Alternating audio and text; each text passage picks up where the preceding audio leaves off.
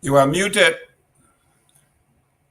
It's another edition of for the program. Today mark the 22nd day in the month of May. It's 2025. It's Thursday again, the eve to the weekend. The weekend starts on Friday. So that every Thursday it is the eve to the weekend. Let me say good evening, good afternoon, good morning. I don't know which part of the world you are monitoring us, but you are somewhere monitoring the closing argument on the radio by our online page, the closing argument official page. I said, welcome to the program. My name is Ansu K. Salif. At this junction, we cross over to Jerome Gamer, who is sitting pretty tight to get the ball rolling for us on the Thursday edition of Closing Argument. Chief, welcome. Welcome, Ansu. How is the capital? Is it raining? Is it shining? How is your rescue corner, Mr. Ansu? Well, um, I'm in my rescue corner and just observing the day. Just we are now experiencing the weather. It's a little bit cold out there, and the wind just off and on. Uh, the day will start sometime in a very sunny mood.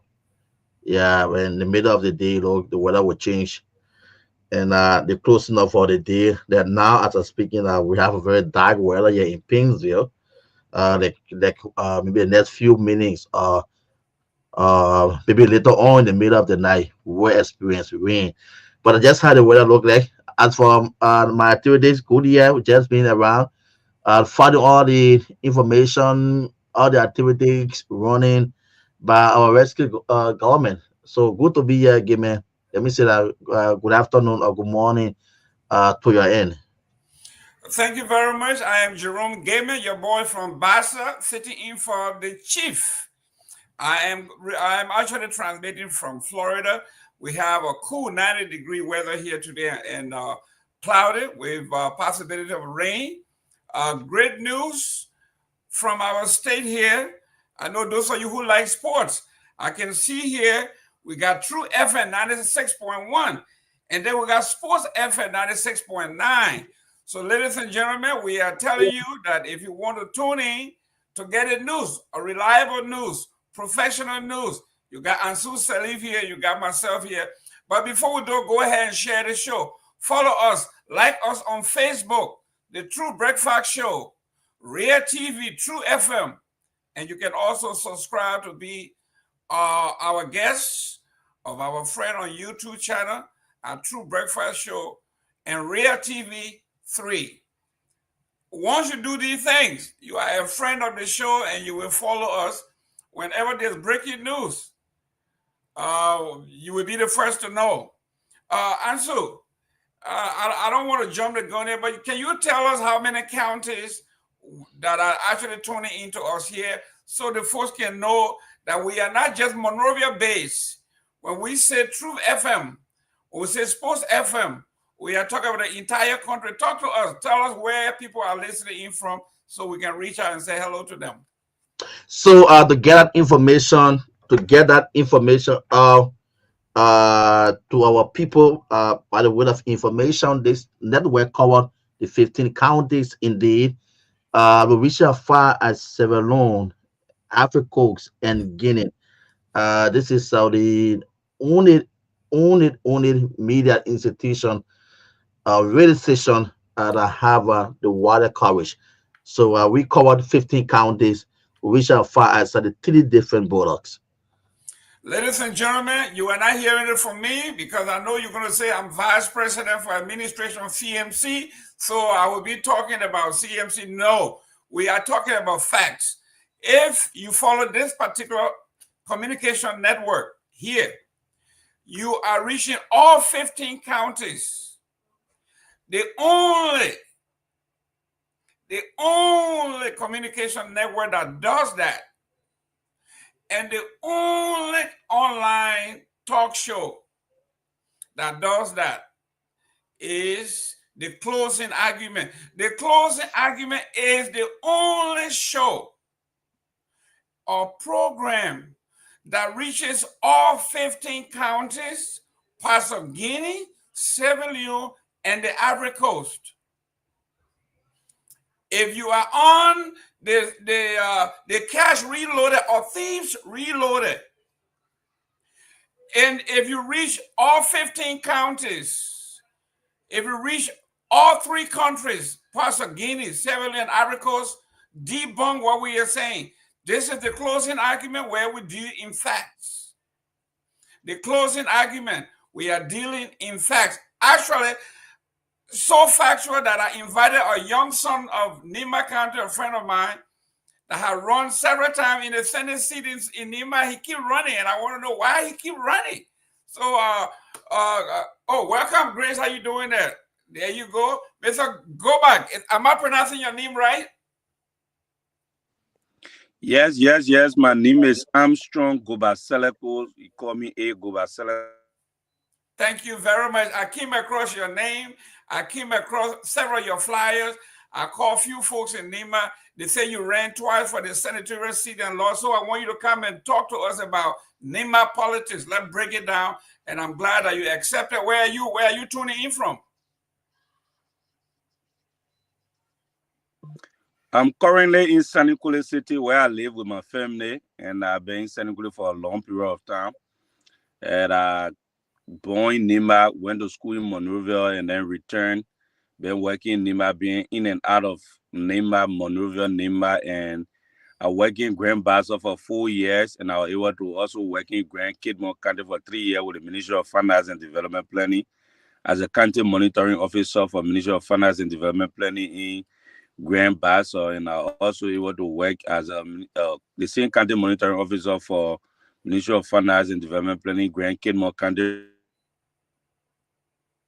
Great. Ladies and gentlemen, we're just talking about covering all 15 county. Here is go back. I'm currently now speaking to you from. Thank you. He's talking to us directly from Sannikule. So you know we're telling the truth. And to turn the show over, I'll talk to my boss, the chief himself, from someplace in when we were growing up, it was Marshall territory, right? So I'm aging myself now. I'm telling you how old I am because some of you have never heard that name. Marshall territory is now Magibi. They combined the Gibi, that was a territory, and Marshall. They combined the two, and that's how they came up with the name Magibi. So those of you who are not attuned to Liberian history and the geography, I am just giving you free. Tomalin George is going to send you the bill later on, but that's a free history lesson. Welcome to the show, Tomalin, Honorable George, the chief. Yeah, Mr. Gilman, it's good to see you, man, and good to see you. It's sometimes it's good to take a break, and spend time with the kids and so forth. And I'm still busy, but just have to make a debut today to come back to recognize some people. Like today is Professor Kennedy. His daughter graduated today from college, and Ansu. Can you please put a picture up, Professor Kennedy's daughter's picture up? I sent it in the graduation clothes.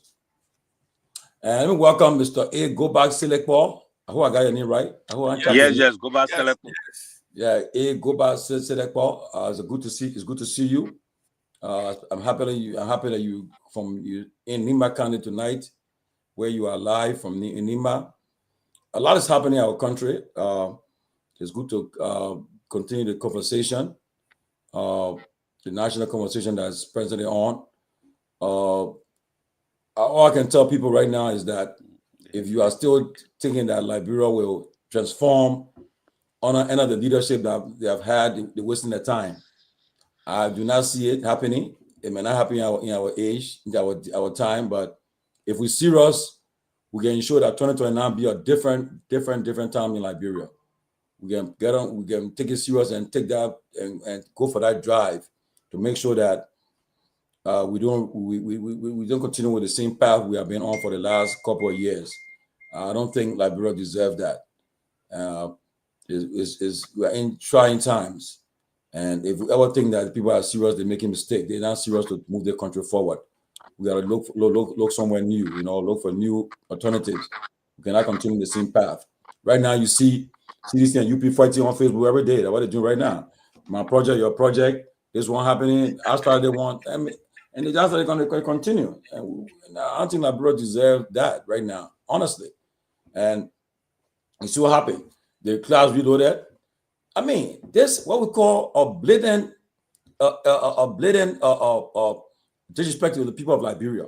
You're taking our taxpayer money to go and say you come to showcase when we know very well you are there buying views with the people taxpayer money to either your thousands people watching you guys and no.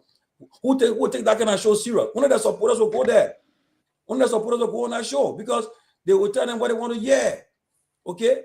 And they're all there, they're all there, but it will backfire in their faces soon, you know, because they are there to just preach their own propaganda to tell people what they are doing, what they are not doing. And, you know, we got to be more aggressive and expose them, tell them what's happening. I repeat, Closing Argument is not an opposition platform, not a government platform, but we are there to always set the record straight. We're not continuing to allow them to just they come up with lies and so forth to change the narrative. No, well, be serious with them, you know. So I'm happy that Mr. Gamer, I want to say thanks a lot, man. I appreciate you so much. I don't know what would have been with Closing Argument if you had not been around, but I want to say we really appreciate you. I have no words to say, but at the due time, you will get your flowers, you know. But you have done well to keep the show going and always on time and always prepared. You're the most dressed candidate talk show host in the whole country right now. I see no talk show that come close to you when it comes to the dressing when you appear on the platform. And you see, I see the mad mathematician. Yeah, so I gotta be careful to do with my statistics. Kehleboe Gongloe. Yes. Yeah, this great son of Nima County is also here tonight. And want to say, guys, let's have fun. Tomorrow we have Liberia's most popular talk show host, former talk show host, one of the most popular political commentators in our time, the great Henry Pedro Costa will be our guest tomorrow here. Good. We'll be going all out. We'll be doing everything all out and see what happens. But tomorrow Costa will be our guest and we'll be engaging Costa for 2 hours at least and so forth. But it's a pleasure to be back on the show. And Mr. Selekpo, it's a pleasure to have you.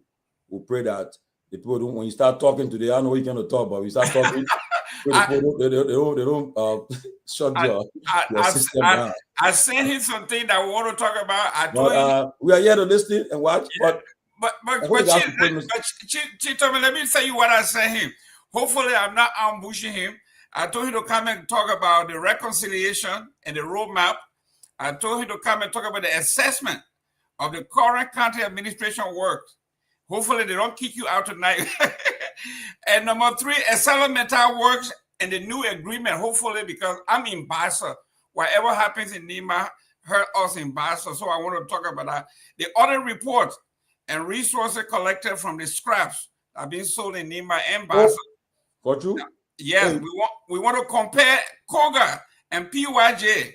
I want you to compare the two. I know it's tough, but I want you to compare those two and see how it goes.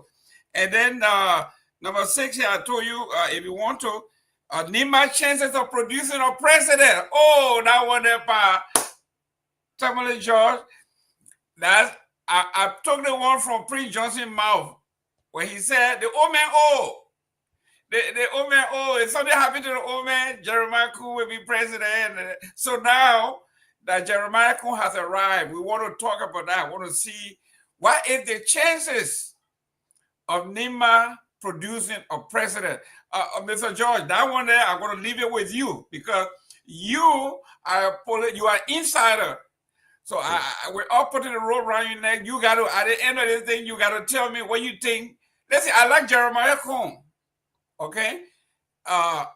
You know, my name is Bagime. That's a Nima name. People don't know.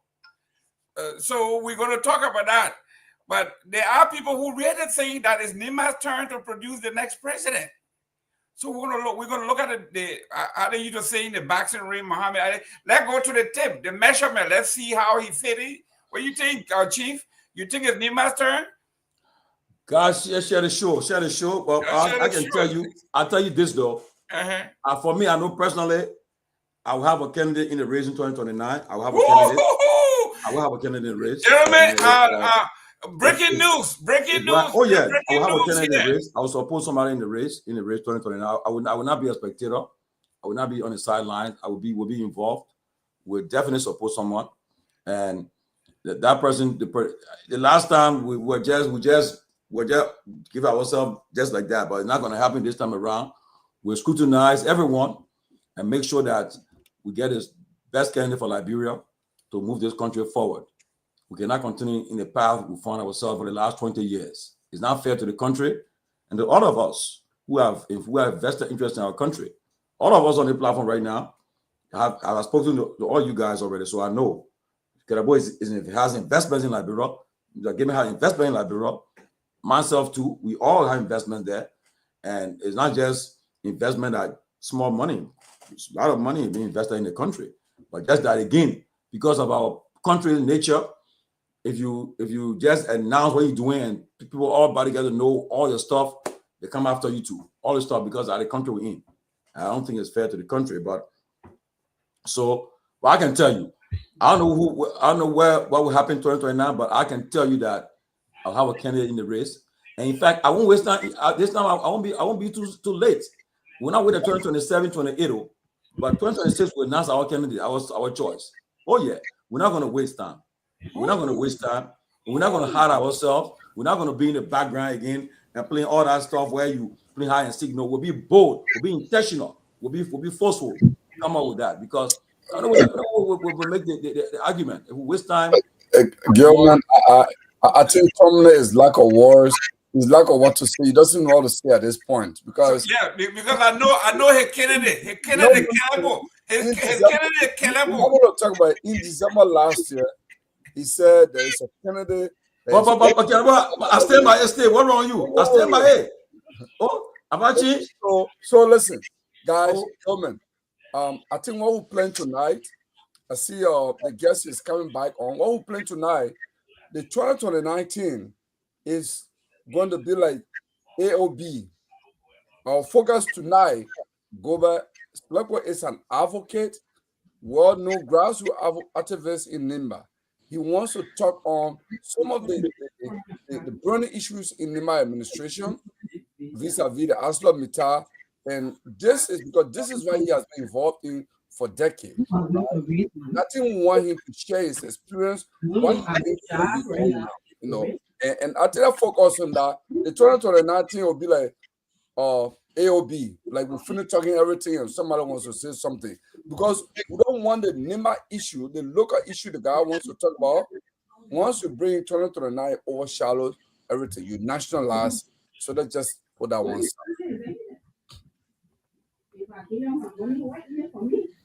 I think you need to mute. Yeah, you go. Her wife talking. Yeah, she monitors him. Make His sure wife was my classmate in St. Mary's. So we sat in class from 10th grade to 12th grade. So I know. They didn't tell you in St. Mary's what she stayed doing. She was trained by the best Catholic folks. Ladies and gentlemen, let me reintroduce the show. Welcome to another edition of The Closing Argument. Today is Thursday. Today is actually the 22nd of May, and we are glad to have some of the best minds in the Republic of Liberia on issues. I know at the end we will wind up with national issue. We'll come back to the presidential thing that some people don't want to talk about. But when we are dissecting and talking about the chances of Nimba producing a president 2029 or in the foreseeable future, we have to talk about national issues. So here we are. We're going to be talking about, beyond talking to Mr. Kehleboe, we're going to be talking about the asset recovery debacle that we are talking about. It has reappeared. It has resurfaced. We are going to be talking about the Club World Cup being hosted in my own place, Miami. Not the Miami in Monrovia now. The Miami in Florida. We are going to be hosting the Club World Cup. Soccer teams from all over the world will be competing. 63 teams will be converging on Miami, and it's going to be a festive time. They just published the teams. I'm going to go through them to see whether we have any team from Africa there. Then we have for you, Mr. Nambe, some folks in the Catholic Church are boycotting the Catholic Church after the Pope, Leo the Lion, said that marriage is between a man and a woman. And it's a bombshell. Most of the folks who were hailing the former Pope, they are now getting upset because this man has gone back to the roots of conservatism. Church says marriage is between a man and a woman, and case closed. So some people are boycotting. The headline today in Liberia, front page Africa, I think Kehleboe is going to speak today later on. The Liberian government is selling jobs. Basically, the Cooper Crew is selling permits. Up to now, he has sold 8,000 permits to foreigners for jobs that Liberians could do, like driving, cleaning, cooking, you name it. If there's a source of revenue while Liberians are suffering, you are giving 8,000 jobs that Liberians could do to foreigners. And finally, George Weah versus the people of Grand Jita. The folk of Grand Jita are mad, and they are saddened that they were forsaken by President Weah, who President Doe did so much for. They said he abandoned the family, abandoned Mrs. Doe, and Mrs. Doe died as a bitter woman, and nothing George Weah can do to actually remedy that. So here we are, ladies and gentlemen. Share the show, get involved. We'll read your name, we'll read your comment. We are coming to you live here from Florida, but we got True FM 96.1 and Sports FM 96.9. You just heard we are the only station that reaches all 15 counties, part of Guinea, Sierra Leone, and the Ivory Coast. So welcome to the show. Share the show. Let me reintroduce our guest. I got Victor Namwe here, and I got a Mav Genius Kehleboe Gongloe. And our guest today would be Mr. Armstrong. Armstrong is a candidate, twice defeated candidate for Nyenwolo County, but understands the subject. So we are going to be going through a lot of stuff today that has to do with Nyenwolo County. We're going to be talking about the peace, reconciliation, the roadmap post-election. We're going to be talking about assessment of the current county administration works. We're going to be talking about settlement works, the new agreement, the audit report, and resources collected from the scraps, comparing Koga and Prince Wild Johnson, expected performance, and then finally, Nyenwolo chances of producing a president. So here we go. His name is Armstrong Gobak Selekpo, an activist, two-time defeated senatorial candidate 2023 and 2024, and he's presently served as advisor to Koga. So this man has a lot of information, and we're going to be digging. I told him for him to appear here, it is no hold bar. We're going to ask any question. We're going to discuss in detail, but we're going to limit it in scope so we can dig deeper in Nyenwolo. Welcome, Victor. How you doing there, sir? Hey, Jerome. It's good to be here. How are you, Kehleboe? How you doing? And let me also greet our guest, even though he's still in and out.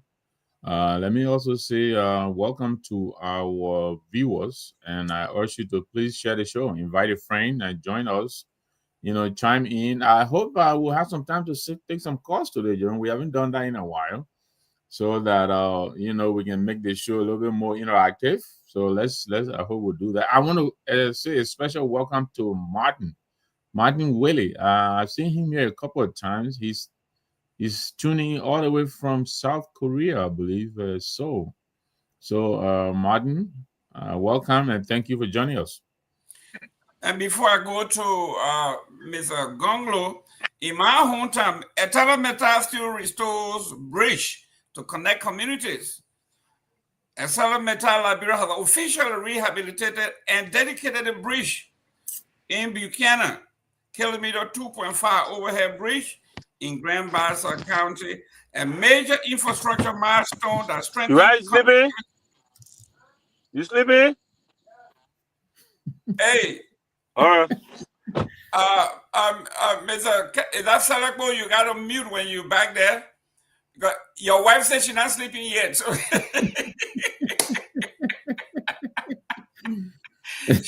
she keeping an eye on you. She's not sleeping. So the folks in Buchanan, though public infrastructure, this bridge plays a vital role in everyday movement nearby community, locals, and cross-country road users, logging companies and businesses, etc. may start railway transport iron ore from Mount Nimba, Togodeh to Grand Bassa, the port of Buchanan. By investing in the full rehabilitation of this key bridge, according to Metal, Liberia is once again provided its commitment to safe, reliable, and inclusive development in areas beyond the coal mining zone. We want to say thank you to Metal.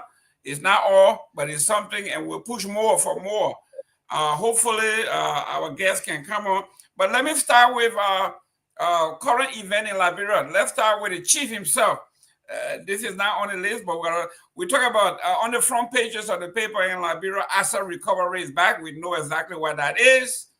We talk about the World Cup, Soccer World Cup, the Club World Cup, 63 teams from around the world will converge in Miami to play for the World Cup starting June 14. Real Madrid, yes. The World Cup this year? No, Club World Cup. They're doing something now. They call it the Club World Cup. So all the top clubs from around the world, from every country, will converge.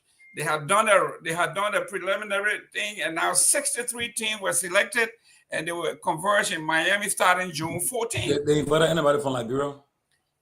What kind of team in Liberia? What are you talking about? Hey, don't say that. You got champion team in Liberia. I am Barrow to invite.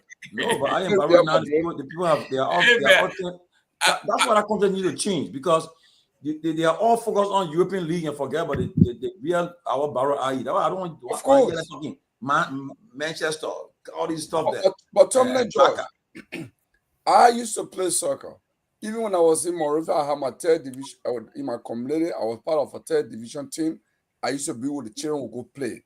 The thing is, every little young child coming up, they want to play either like Messi, instead of trying to have their own, organic skill and play.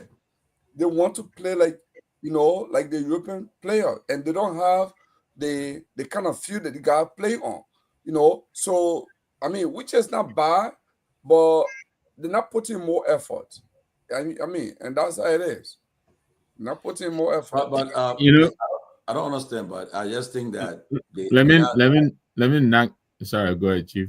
Yeah, we're not with our country. I don't know. We just went back, walking backwards instead of forward. Can you imagine today? Back in the days, IE, Barrow, all the top clubs, but today they're all focused.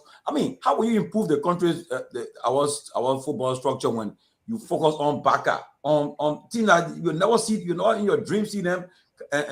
See down here. Enjoy the money. Yeah, but you focus on them, and it's disappointing, man. But I can tell you, the Liberia will try to envisage in the next few years from now, we will not have that situation. Wow, it's a big statement. Oh yes, we'll not have that situation. Trust me, I'm telling you. Why are you speaking with so much confidence? Because I know very well that I'll be part of the winning team 2029. No joke about it. There's no joke. We'll work hard. I know that you and Grace will be part of that winning team. You know my party. You know the party I'll be with. So why you gotta come on, Nisa? You gotta.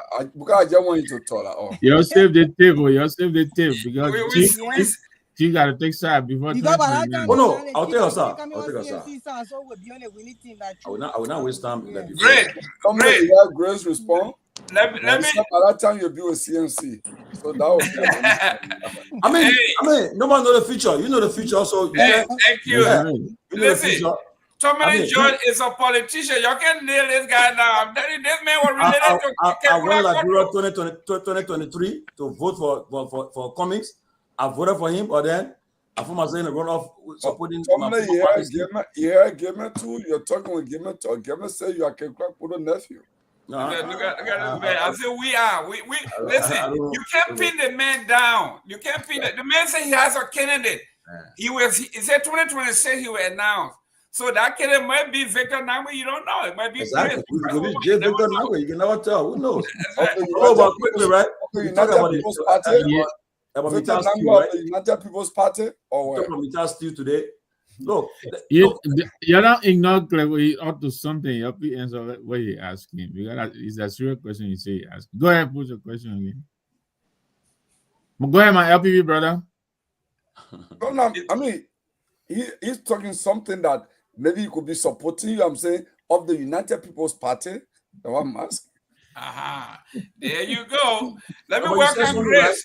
Mr. Women said something, Jenna, about Mita Steel. Look, we're taking, look, if we get a serious government in our country, all the concession agreements will be revisited. To be honest with you, Mita Steel built that bridge, $750,000 for a bridge. Right now, you tell them what you want to be done in your country. They tell you what they want to do for you. Tell them if you want to do business with me, tell them, say, look, Liberia, this is what we want. Our cooperation should be based on these areas, in these areas. We're concerned about our health sector and so forth. They tell you they've been in Liberia for almost 20 years. People taking billions of dollars out of our country, but they give you $750,000 bridge. You must celebrate with that. When that bridge was using the old bridge before, the reason they start where the people made no smart when they said they're fixing the bridge, and we celebrate with it. You see that boy in Burkina Faso? I will come down. He told the people they were taking $500 million stuff out of the country. He said, it ain't happening. They said, but we saw an agreement. He said, I don't care. You see what other guys saw yesterday? What Trump made fool of him? You know, let me say this quickly. Let me welcome also Robert and Grace. And let me say this. Kehleboe will bear me out because he's a math person. You know, talking about that, Chief. A couple of days ago, I mentioned this, but we're probably not here. But the Liberia extractive industry, I think Transparency Initiative, I forgot what, but they reported that last year 1.4 billion, and the mines minister has confirmed that, right? The extractive industry last year brought in 1.5 billion dollars into the economy. Liberia, we got only $82 million out of that. Go figure. $1.4 billion the mining industry took out of Liberia. And we as a country, we got only $82 million. You know, because Chief is talking about, you know, Salamita and all of that. And why is it the president of the Republic of Liberia does not know whether Orange is supposed to be giving the country 20% or not? He's been in office almost 14, 15 months. And he had to go to Ghana for somebody to, you know, to educate him on that. You know, and I don't think it is his fault. It's just a country that is not a serious country. You know, we have a lot of things wrong with us. Excellent. Welcome, Robert. Victor, if I can just add to one minute. Let me welcome the Queen of Straight Talk, my boss, CMC Diaspora USA Chair, Madam Grace Guar. How you doing, man? I'm doing good. When she hosting a talk show somewhere else, Jerome? Yes. She comes on tonight at 8 p.m. We should 12 midnight. I always watch her show. She and Dr. Francine, they'll be out there and talking. And the political lodge. That's right. It's a lounge. When you're traveling at the airport, you go into the beautiful lounge where you sit back and relax, and you talk to other folks. People who are traveling, you want to learn more about other folks, and they learn a lot from you. That's why they do. So when you tune in, you will learn a lot. Robert Garguah, how you doing there, sir? I'm doing well, thank you. Good. Before we get to politics, let me read it. The FIFA World Cup 2025 kicks off June 14th in my neck of the woods, Miami. Okay, June 14th at Hard Rock Stadium. Oh yeah, there's gonna be rocking in Miami at Hard Rock. It's the club. It's the club. It's the FIFA Club World Cup. Yes, FIFA Club World Cup, and they will be representing 32 elite clubs from around the country, around the world. They'll be coming from Europe, Asia, South America, Central America, North America, and Africa. So they got an African team here. I think they're from Morocco. They're from Egypt. Egypt, yeah, they will be representing Africa there. So it's going to be tough. It's going to be rough starting June 14th. So, ladies and gentlemen, AC Miami, represented by Messi, will be representing the United States of America against Madrid. So that would be, you want to talk about the best of the best, Messi against Real Madrid. It'll be interesting to watch. Yes, Miami is going to be rocking for the next 3 weeks. It's going to be rough. So welcome to the show. Let's get started here. I know this is a political charade, but the asset recovery is back. Whenever the government is in trouble, they come up with another smoke screen. They are saying the asset recovery is back. They have identified about tons of people, businesses, land that they have captured or they're about to capture. Europe is helping. Everybody is helping, and soon they are going to have these people in court. Let me start with Grace because she will be straight. This is straight talk. These are the folks from day one. They were chasing taxi drivers. They were chasing pimping boys. And it came out to be a complete smoke screen. They are back again now that we are talking about the economy, the dollar, the escalation, the inflation. They go and say, we are back. So people can follow them, say they're working. Your take on the asset recovery scheme that is going on in Liberia before they send it today? Oh, so I mean, this is newsflash for me. So they brought the team back, so it means that Martin Cody didn't go back to work to Liberia. Well, the chair, Mr. Martin Clark, I guess that's his name, Clark Martin. He testified before the House. And no, said, but I know that Martin Clark is the chair, but Martin Cody was on that team. He resigned. I don't know whether they're bringing them back totally, or they have a new group of people. That's what I'm trying to find out here. From what I saw, they have new group of folks. Well, the same folks with few added, still represented by Mr. Clark, and he said that they have discovered so much. They got properties. They got, but he didn't get no time, no address. Mr. Gamer, look, don't you waste your time to explain. I just feel it's another distraction, as usual, from the UP government. They always try to find something to distract when they are doing something that the public is about to notice. But it's sad for us to see them with this whole assets recovery team coming back. Because we thought this team was resolved. So we thought they were dissolved, actually. We didn't know that they're bringing the team back to do asset recovery. So for me, I will watch to see what happened. I wanted to speak on something that Mr. Nangwe said. He said that he was surprised that the president never knew about the MTN, whatsoever, the processes with the MTN and how much money they are being taken from the Liberian pocket and stuff like that. The president, I agree with you to be surprised. I'm myself surprised. As we always say here, this president has been in power, vice president, he was in the know. I remember going to his office and see a lot of Lebanese people sitting there waiting for him, and he being in the know of everything. So how is it that he doesn't even know when it comes to MTN, and now they're saying that they are bringing asset recovery team to come and start to do that foolishness they were doing in the street. I hope they come with a different strategy. I hope they have gone to training, because when they were dissolved or when they removed them, at that time, if it was a sensible government, they were going to bring professionals in to train these people how to do asset recovery, because most of the people were hired on a policy basis. So they didn't even know what they were doing, because asset recovery is supposed to have people who really know about that particular work, that have experience in it. Not just to come and start recovering assets. You have to have experience, not only going to school for it. You got to work in that capacity at least for 3 years to have some experience in doing such a job.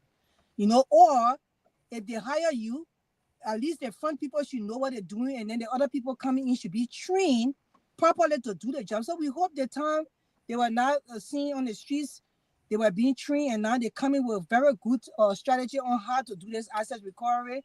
It's now another thing that they're bringing in the country again to just bring noise. But we are looking to see what happened, and hope they can do their job well, because Liberia has a lot of assets they need to recover. The Liberian people need that money in their coffers, and they need to make sure that they get those money, and it should be on a fair basis. Because the other day we saw they say, oh, yellow tax and Finabono, and then that case down. So but the government, I just don't get it. They don't have results. That's the thing. They start one thing, everything just go down, no result. Then they go to another thing, it just go down, no result. They even feeling so threatened until they got a group of the people now that are supposed to be doing the people work coming on Facebook to defend government. They how they call it, something reloading. I don't know how they call it, reloading. Those people are in position in government. You think if you're in a serious position and you suppose you're doing the people work, you will have time to cancel that on Facebook or can't be talking. Well, I brought need a set of people that will be running with things. The country is so behind. How these people have time to come sit on platform and be talking in the evening, trying to defend the government while they're supposed to be working in a country like Liberia, where you don't even have the time to relax because the country is so behind. You know, in America, yeah, we can go to work and come back, we can come here and freestyle and talk because the people have system that work. Liberia system does not work. So how you got government officials within top position sitting down on Facebook trying to defend government while they're supposed to be sitting down strategizing behind the scene. Even after work, they're supposed to be doing serious work because when we built a system here, there was a system I helped build in this country. I was working in a certain position, and we at 10 o'clock in the night, 8 o'clock in the morning. But these people built a country in turmoil. They said how they met the country, but still they have time to come and sit down on Facebook and be talking in reloading stuff, and they're talking gibberish. So I just wondering what the asset recovery team coming to do now for the Liberian people because they came for they couldn't do their job. So when they went back, we hope they train them because when the way they come in now, they will not. Wow, the signal in the Pennsylvania area, it looked like it's bad. Victor, before we go to our NEMA thing, hopefully You the couldn't young hear man. me? No, you are breaking in and out. Oh, Your it's raining here a lot. Yeah, your network, the network is kind of tripping. Yeah, it's fluctuating. The video also. Oh Lord. Okay, let's go. Kehleboe, Victor, excuse me, Victor. Before we go to if the gentleman doesn't come back, hopefully. Yeah, so let me announce it. He's not coming back. He just communicated with me. Oh, He yeah. said he's actually reading Door and Cat in Sanukule now. Okay. And the current went up. Okay, And, so and so there's no current in Sanukule now. And okay, so that's then good. the network, whatever happened to it. So he Great. said Okay, so tomorrow we'll reschedule. Yeah. Please. Okay, great. So Victor, let's spend 1 minute on this because we know it's a scam with the asset recovery thing, so we can move on to this new article from Front Page Africa we can discuss. This asset recovery thing, does it mean anything to you? I mean, we've been on this since the first day of this government. Yeah, I mean, asset recovery, the way it is being done in our country is the way not to do it. And I don't know, you know, I know Martin for quite a while. He's a very capable young man, but maybe this particular line of work is not his area. You know, he came in there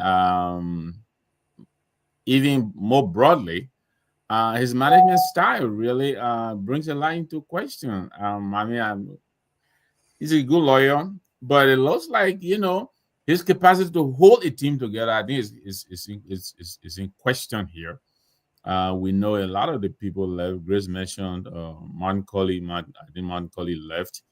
Emmanuel Gongloe, I think, the freedom fighter guy, economic freedom fighter, he left. Alex Coffey, you know, so you know that is a problem. And then I think he has the agency seems to be incapable of attracting, you know, the necessary skill set because asset recovery really is requires some specialized skill and not just putting on, you know, a reflective vest and going to, you know, put on a roadblock and you stop in taxi like they did the very first day they came into existence. It's really more than that. I mean, you're talking about real forensic investigation, you know, going after stolen wealth, and most of it not in country. You know, it's not about arresting, you know, taxi cabs and pulling on the roadside and they, you know, bringing GSA and no, that's not what it is. So they've had so many relaunches. I know you said, you know, 1 minute. So, but I think it is a failure so far from what we're seeing. This is not what many of us imagined the asset recovery will be. You know, there's a lot of our assets that have been stolen, you know, from the government, from the country. Some of it in country, some out of country, mostly cash, and of course, I said government property, government buildings, government equipment. So there's a lot that I thought they could do to help, but it is not happening. Maybe they're being hamstrung by maybe some of the very people in the government, let alone maybe their own capacity to do the job. But so far, I don't think they have they've passed the test, of the smell test for asset recovery. We'll see what happens, but I don't really see them going anywhere so far. Great. Honorable Gongloe, you the statistician here. You may have a say so before we go to the Dara Dillon accuses Labor Minister of giving Liberian jobs to foreigners selling their job. Before we go to that, you talk to us about the asset recovery. From your mathematical standpoint, is this doable? Does it make sense, or is this another smoke screen? Because the dollar is depreciating. I mean, the Liberian dollar is depreciating, so they want to change the topic. Well, yeah, what I would say before I speak to that issue, let me just quickly make a passing comment on Mr. Nangwe's initial statement about President Bouaka not knowing about the NTN situation vis-a-vis the Minister of Lands, Mines, and Energy pronouncement. The Minister of Lands, Mines, and Energy actually said $1.5 billion. But I think the way Mr. Nangwe talk about it, like the generator, it may convey the notion like maybe Liberia did this, but actually that's what went out of the country. Liberia lost $1.5 billion in that way. He actually said $1.5 billion. I listened to that statement. The problem with the mining sector, I work closely with the what are they called them? RTMs, Interministerial Technical Committee. I was like secretary to that committee for like 5 years. So I got a little bit of knowledge on how the concession process works. I think we have a regime in Liberia that makes a country to lose in any given situation, because the way it works is like the company pays royalties to the government, and they take the ore or whatever mineral out of the country, they go sell, because all these companies, they have a Liberian component. It's like ArcelorMittal Liberia, and the government is a shareholder in that ArcelorMittal Liberia. And when they make profit, then they share dividend with the government. But because ArcelorMittal sells to itself, they sell to ArcelorMittal Liberia, sell to ArcelorMittal UK. So they always declare loss. So they don't pay dividend. It was like that even with Lanco. This is how the country has been losing, because we are not smart people, and not that people in the government don't know that. So when they declare the royalty, it's little or nothing. They can take even $2 billion worth of ore.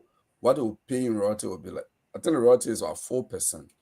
And there was this argument whether you pay at FOB or after sale, and they always declare loss because they're selling to themselves, So I think what other African countries are doing, like Zambia, Burkina Faso, other countries are doing is they are going with volume sale, that you take the ore or you take the mineral at the point that you're going to export it.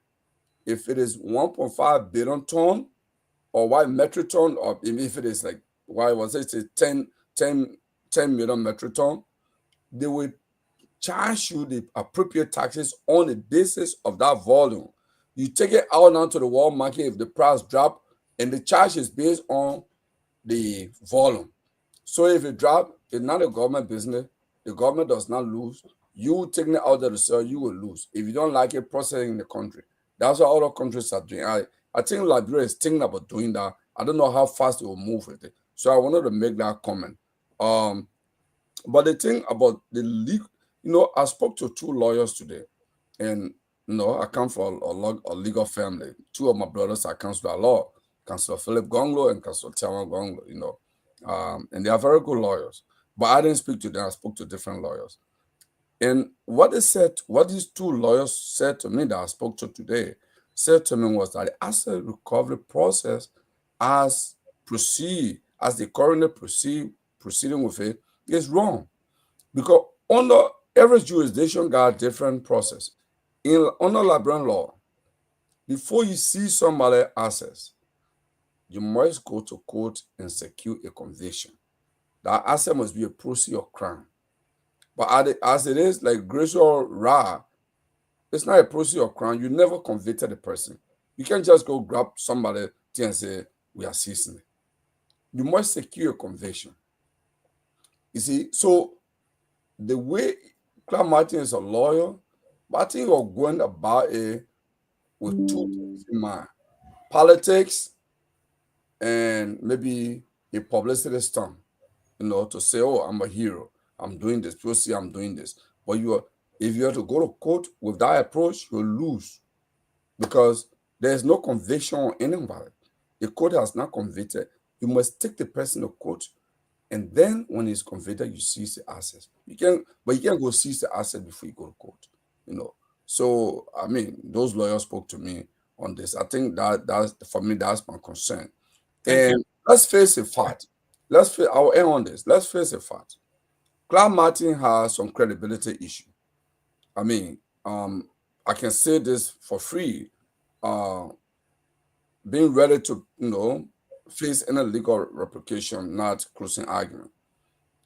Even with the National Bar Association, even among his professional colleagues, I think the integrity rating of Clark Martin is low among his peers. And this is not the first time he has been around asset recovery. When Serena Seaford, the former Solicitor General, was involved in asset recovery team during George Weah time, Clark Martin was one of his partners, was one of the lawyers working with him. Okay, so they always have the thing of bringing European bar. We have got this. It's a fake thing. I follow that. Oh, we are member of the European bar. We are this. We are that. That's not how it works. You can go even get Russian lawyer or American lawyer. That's not how it works. Okay, so, but I think the government has not found the real message. Recovering assets is good because if people steal public funds, enrich themselves, I'm for it. I'm one, in fact, Councillor Gongloe spoke about this many times, that he would like to go and make people who are living large, former government officials, they must come down to the street level so that when people see them picking papers in the street, they'll know that when you go in public service, you don't steal. Don't steal the people money. Okay? But let's do it in a way, in a way that is appropriate, legally appropriate, preserving the constitutional rights of those accused. And I think that's what we should do. Thank you. Chief George, today, before the plenary, we heard the same thing regurgitated. We got the asset. We know where they are. We know who these people are. We have identified homes, bank account, land, and all that stuff. It's just a matter of time before we take them to court. Is this another smoke screen? Because we're talking about the economy, we're talking about the inflation, we're talking about the dollar, we're talking about, it is another feeding red meat to their base? Well, this asset recovery, I will tell you this though. Look, it depends on the intention, the end goal. If they are sincere, if you are doing it, if you are being sincere to do it, you should not just start with just don't cherry pick or target a certain group of people. You should do across the board, okay? Because there are some folks that served in the first government of the first UP government back in the day when President Garguah was vice president, that their wealth should be questioned. I mean, some of them today they are working with ArcelorMittal. One of the reasons why that company is strong. You got people in the government. Don't forget our former Chief Justice is there. Where he on a board. Okay, that one got that so the company is very strong. So you should go after don't just cherry pick and target the CDC folks. Do it across the board. Say, look, all those who have gotten ill-gotten wealth, that's what we're going to go after. We're going to go after you. We're going to check how you accumulate this wealth. And that's why I think when Councillor Gongloe was running, he said something. He said, you're gonna do what he called how do you call it? Lifestyle audit. Lifestyle audit. Because honestly, you see people here anymore just the other few days, like some of the guys right now in government right now, right? We were just a few months ago, we were at high table in Maryland, eating dumbo and drinking beer there. Some of them now you see they think they're doing like brother. You say, but how so quick? We all just had a few days. Okay, but now they have these are you question them, you gotta question them. Say, but when you clear your asset, you say you had this amount. How come now we see structure you putting up already?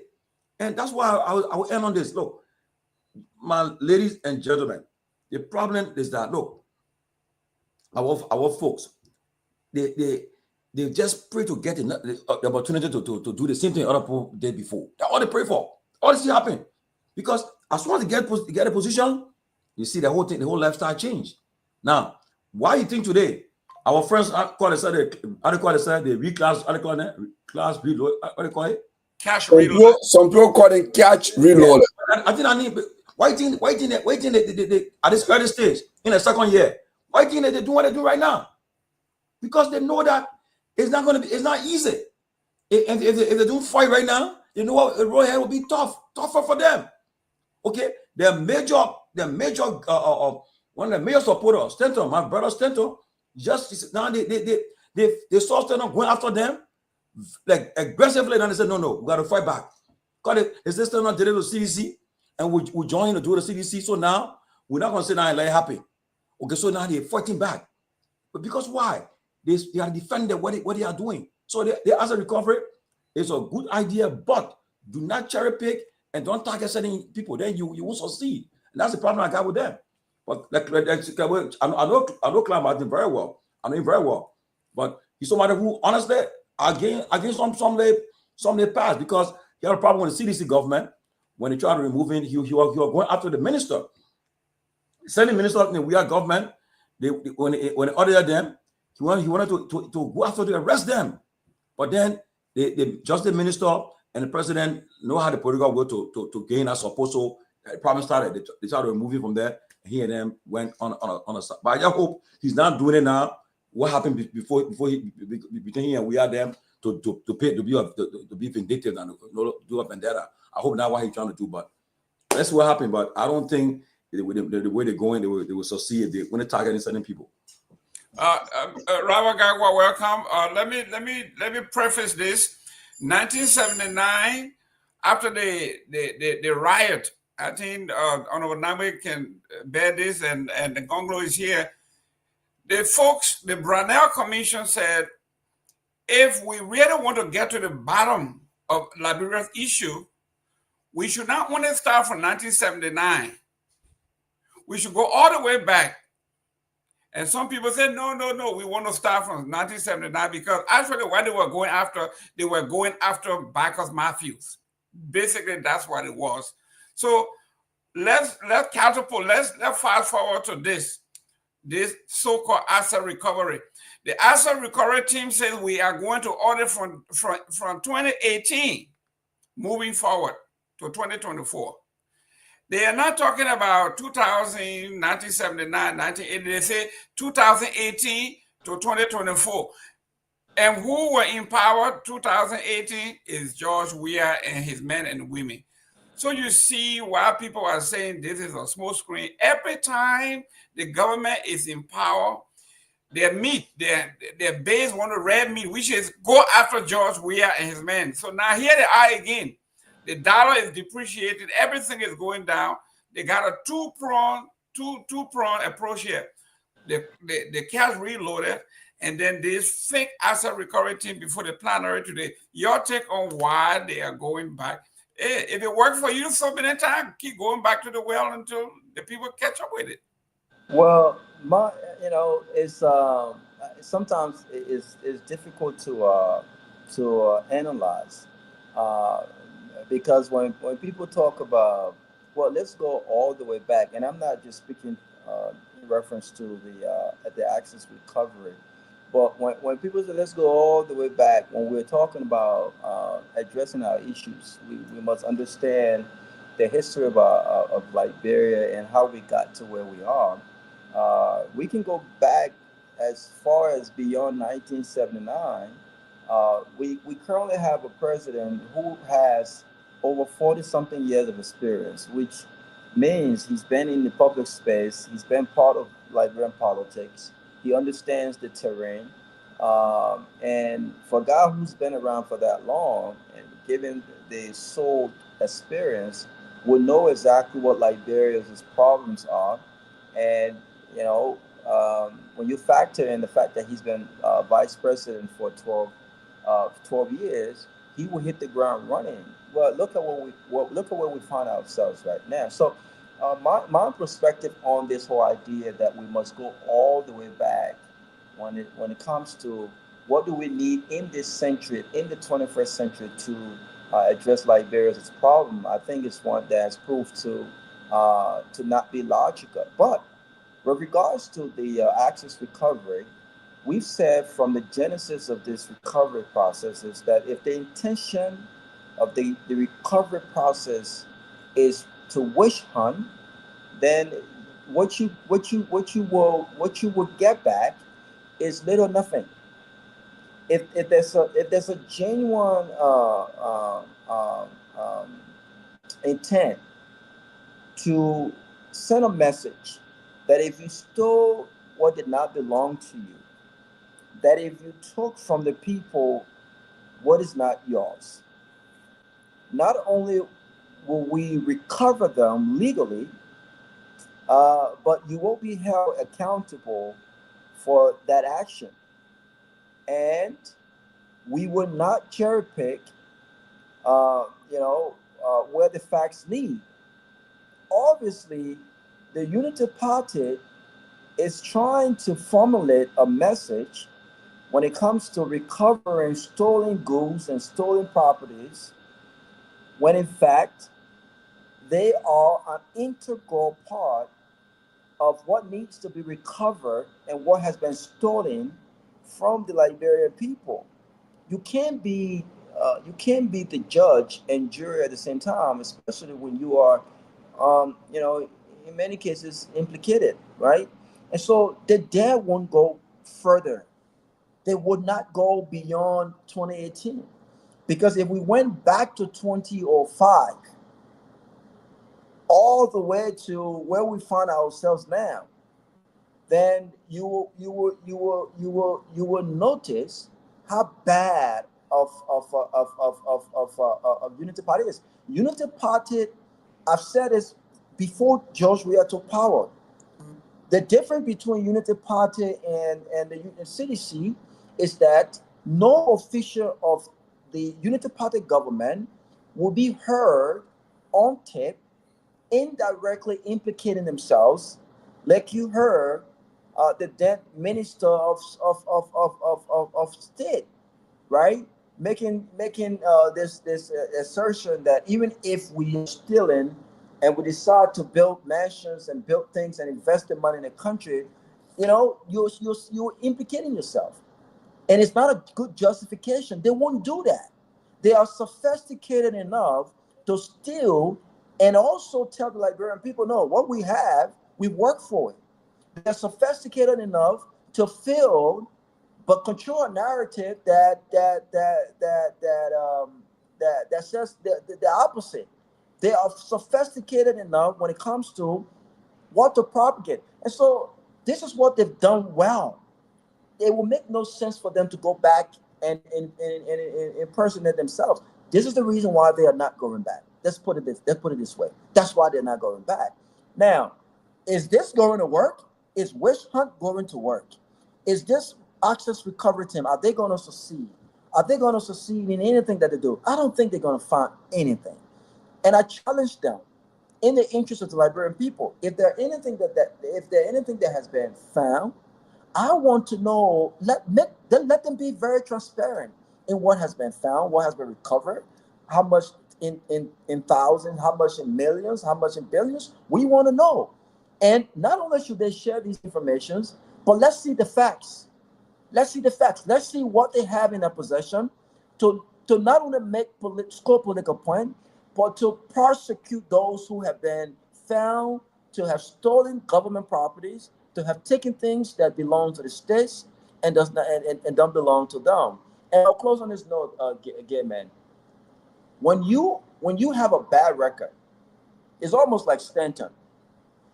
You know, it's almost like Stanton. Stanton want to be the voice on moral things when it comes to corruption, fake degrees. He wants to be that voice, right? That sits on national radio and really speak on what is not right about these things, right? And everyone claps. But people who are serious-minded, people who have true respect and appreciation for morality, for integrity, they laughed at him. Because you can't tell me about me selling fake degree. You can't tell me about me acquiring fake degree when you are a convicted felon and you have yet to even serve your time because you sold fake degree as well. When you got rich at the detriment of an entire health system with no regards to what could potentially happen to civilians, right? And so it's hard to make that argument. It's hard to sit and say this is wrong.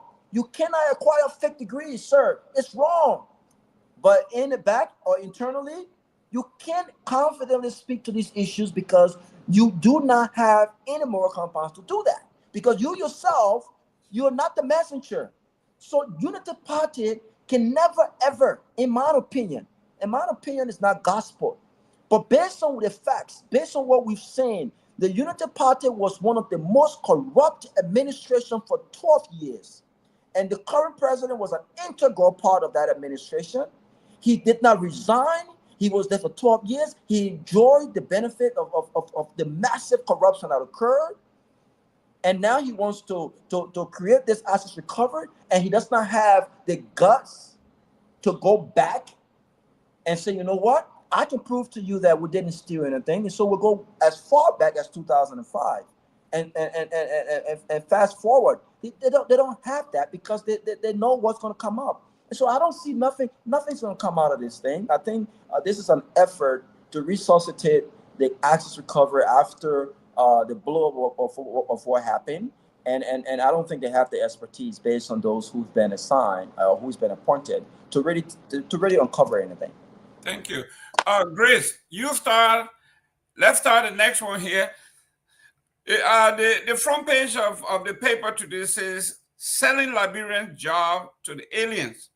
And it reads dust. That's my prophet keyword, dust.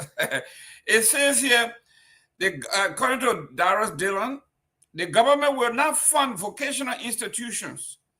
Our people get vocational skills, marketable job for market. Then we gave the job opportunity to non-Liberian because the government wants $1,000 per work permit. Some of the jobs they are giving to non-Liberian, they pay $2,000 to $3,000 a month.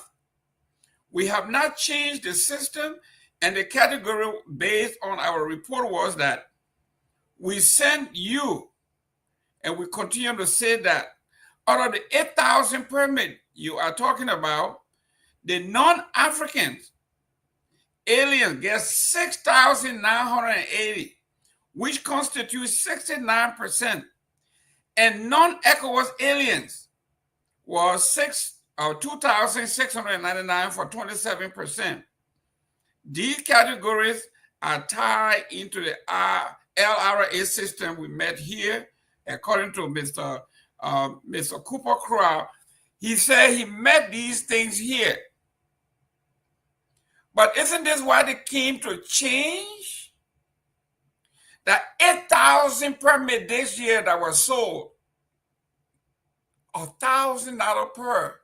They are going to janitors, drivers, cook, cleaners, things that Liberians could do while we're building all these vocational schools, and these kids are graduating, and the basic carpentry, welding, mason, you name it. All these jobs are going to foreigner.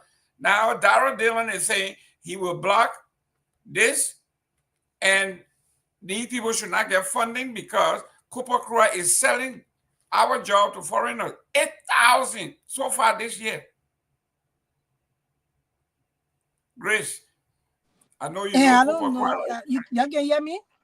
Yeah, we can hear you now. Y'all can hear me, right? Yes. Okay. So, and the thing is that I don't know why it took the Senate legislature this long to actually summon Kupakura. I mean, this is not nationalistic at all. How you have Liberians that can do work, supposed to have the first preference in job, or for job availability in the country. And then you sell work permit because you want to make money for yourself. I mean, it's alleged that that's what he's doing. It's coming from the Senate, so I would say it. And you're selling work permits to foreigners to come and take all the jobs in our country. You are not being a patriot at all. You are not being nationalistic, and it's wrong. And that's why we say that Liberians, they don't like one another. They hate. There is no way you will want to be anywhere and just see your people suffer and other people just prosper because of your lack of maybe the things you do, being that you are in a position to change your life. They have so many qualified Liberian drivers that when they're driving for you, I use one or two of them when I go to Liberia. Very respectful. The ones that I use carry themselves well. They dress up in the morning, get ready for work, and they come. They get in the car, they take you to where you want to be. And at the time for them to leave, sometimes they will even work overtime. And you have to pay them for that. So how you will see these people trying to live in their own country, and you take the jobs that's supposed to be available to them as a director or civil servant, then you sell or you give it to foreigners because they has not proven whether he sold it. I think the investigation will be going on because the Senate has summoned him, and I think they said June 3rd is the time they will be having hearing to find out how he gave those jobs to these different foreigners that are working in this position. The thing's so funny. Do you know how it's hard to get a job in Ghana? You will never see all Liberians just work in the Ghanaian system, even in the private sector. Before I say the public sector, how you it's so hard when you go to Ghana to get a job. Look, except that somebody take your hand and carry you in their company and say, I brought the person here. The people will put their citizens first. You want to blame Ghanaians, or you can, but you can go ahead and blame them, but they're right because they're nationalistic. That's what's supposed to happen. Your people are supposed to come first. So our people, I mean, in all aspects, in all different ways, we show that we don't have loyalty to one another. Even in this country, you come here, the Liberians that can do certain work, the people trust them to do the work, and then they will start to mangle their own people. So most of the time you see Liberians want to go to somebody else because so you go get your information, they call in their friend, oh, the other person here, and just that. So I mean, I just bringing that up because there is no love there. I mean, we don't help one another. And it went back to our country that even the civil service director, he rather gave the permit to foreigners than to give it to the Liberian people to do the job. So let's see what happens. June 3rd, he's gonna be a question. They're gonna be questioning him in the Senate. Let's see what happens. Honorable Gongloe, the minister listed 8,000 jobs and gave the categories, but when they're asking for the job description, he had no clue. He said, we don't go by job description. We only take down the name and the job and the person, but we don't go what the person doing. We just sell the permit to them, and then they can do whatever job they want. Basically, that's what he was saying. Yes, thank you for that question. I watched him. I didn't watch him live, but I did listen to the minister. And I worked at the Ministry of Labor before. When I worked with Minister Samuel Kofi Woos, he actually appointed me to streamline the activities of the Eden, work permit, we call what, Eden registration unit. So when we took over in 2006, with the repeated, civil wars and transitional government, there was really nothing in the ministry. So what I did as the chair of and we used to call it the vetting committee, So as a chair of the vetting committee, I drafted a procedure based on the law, and we developed the form, the application form. And it is still at the ministerial level because I spoke to some people there. I mean, I know workers there. It is still the form. They just computerized it. It's now on a computer, but it used to be the hard copy people fill in. And they'll ask you for your qualification. Because the labor law says before the decent work bill, and this clause will carry over to decent work bill. It's very clear that if a foreigner apply for work, the Minister of Labor should actually establish that there is no, in fact, that company that applying for work permit on behalf of the employee, a company will apply for you on behalf of the employee. Most instances, it is a company applying, not the individual. The company should establish that they have looked around the country, that they don't find that skill, and now they are bringing a foreigner to take that job. That's what the law calls for. And so to operationalize that, we used to require 14 days of advertisement. You should show evidence that you've advertised this in the newspaper. And I must admit this, and I'm going to say something that I tried to do. Internally, there was an internal debate. When I was chair of the vetting committee, there was a series of applications because I was not a minister proper. So there was a series of applications under the Liberalization Act, because in the law itself, it recognizes the Liberalization Act. So the used clothes dealers, the used cars dealers, those who are into blood making, and I think some kind of construction, those are all businesses named on the 26 businesses set aside for under Liberians. So when I was chair of the vetting committee, I recommended to my bosses and all these people, because when you apply, I require them to show that business registration. So when you apply, you must show your business registration. Not just applying, I'm working for TNT days. You should. And this business registration through Commerce Ministry was showing that this business registration, some of them were registered, used cars, or used clothing, this and that, retail. And I went into the Liberalization Act, and I said, look, employment, business is a form of employment. So all the Lebanese people and Indians who are into this must be rejected. In fact, we recommend the Ministry of Justice to prosecute them because they've acquired this, they've registered a business that they shouldn't have registered. Whoever aided them to register is none of my business, but they should arrest them that they are in an industry they shouldn't be in, and they should be deported. That was my recommendation as a committee chair. I'm not a lawyer, but then there was this debate that, in fact, Commerce Ministry registered them, and I said, I don't care whether I'm on obligation to respect the law. If other ministry does not respect the law, it's none of my business. I enforce the law, and they can run to that ministry and say, oh, you get a business registration. So we had a kind of internal debate. But anyway, that was dealt with. But the minister, when I was watching what Minister Guar did, he actually lied on the oath. If the Senate was serious, the Senate was going to actually hold him in contempt because he lied on the oath. The ministry does collect the data on qualification, on the position, because the application is based on position. The work permit issue is based on position. After the position, then it can be classified further to say, oh, this person on pigmentation, that white person, or that non-African, or this one, that equal citizen. It's like the third category. You got the person profile and the position.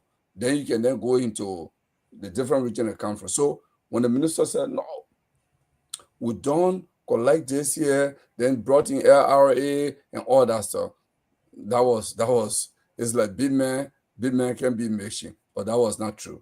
And he lied right there to the Senate. He misled the public and the Senate.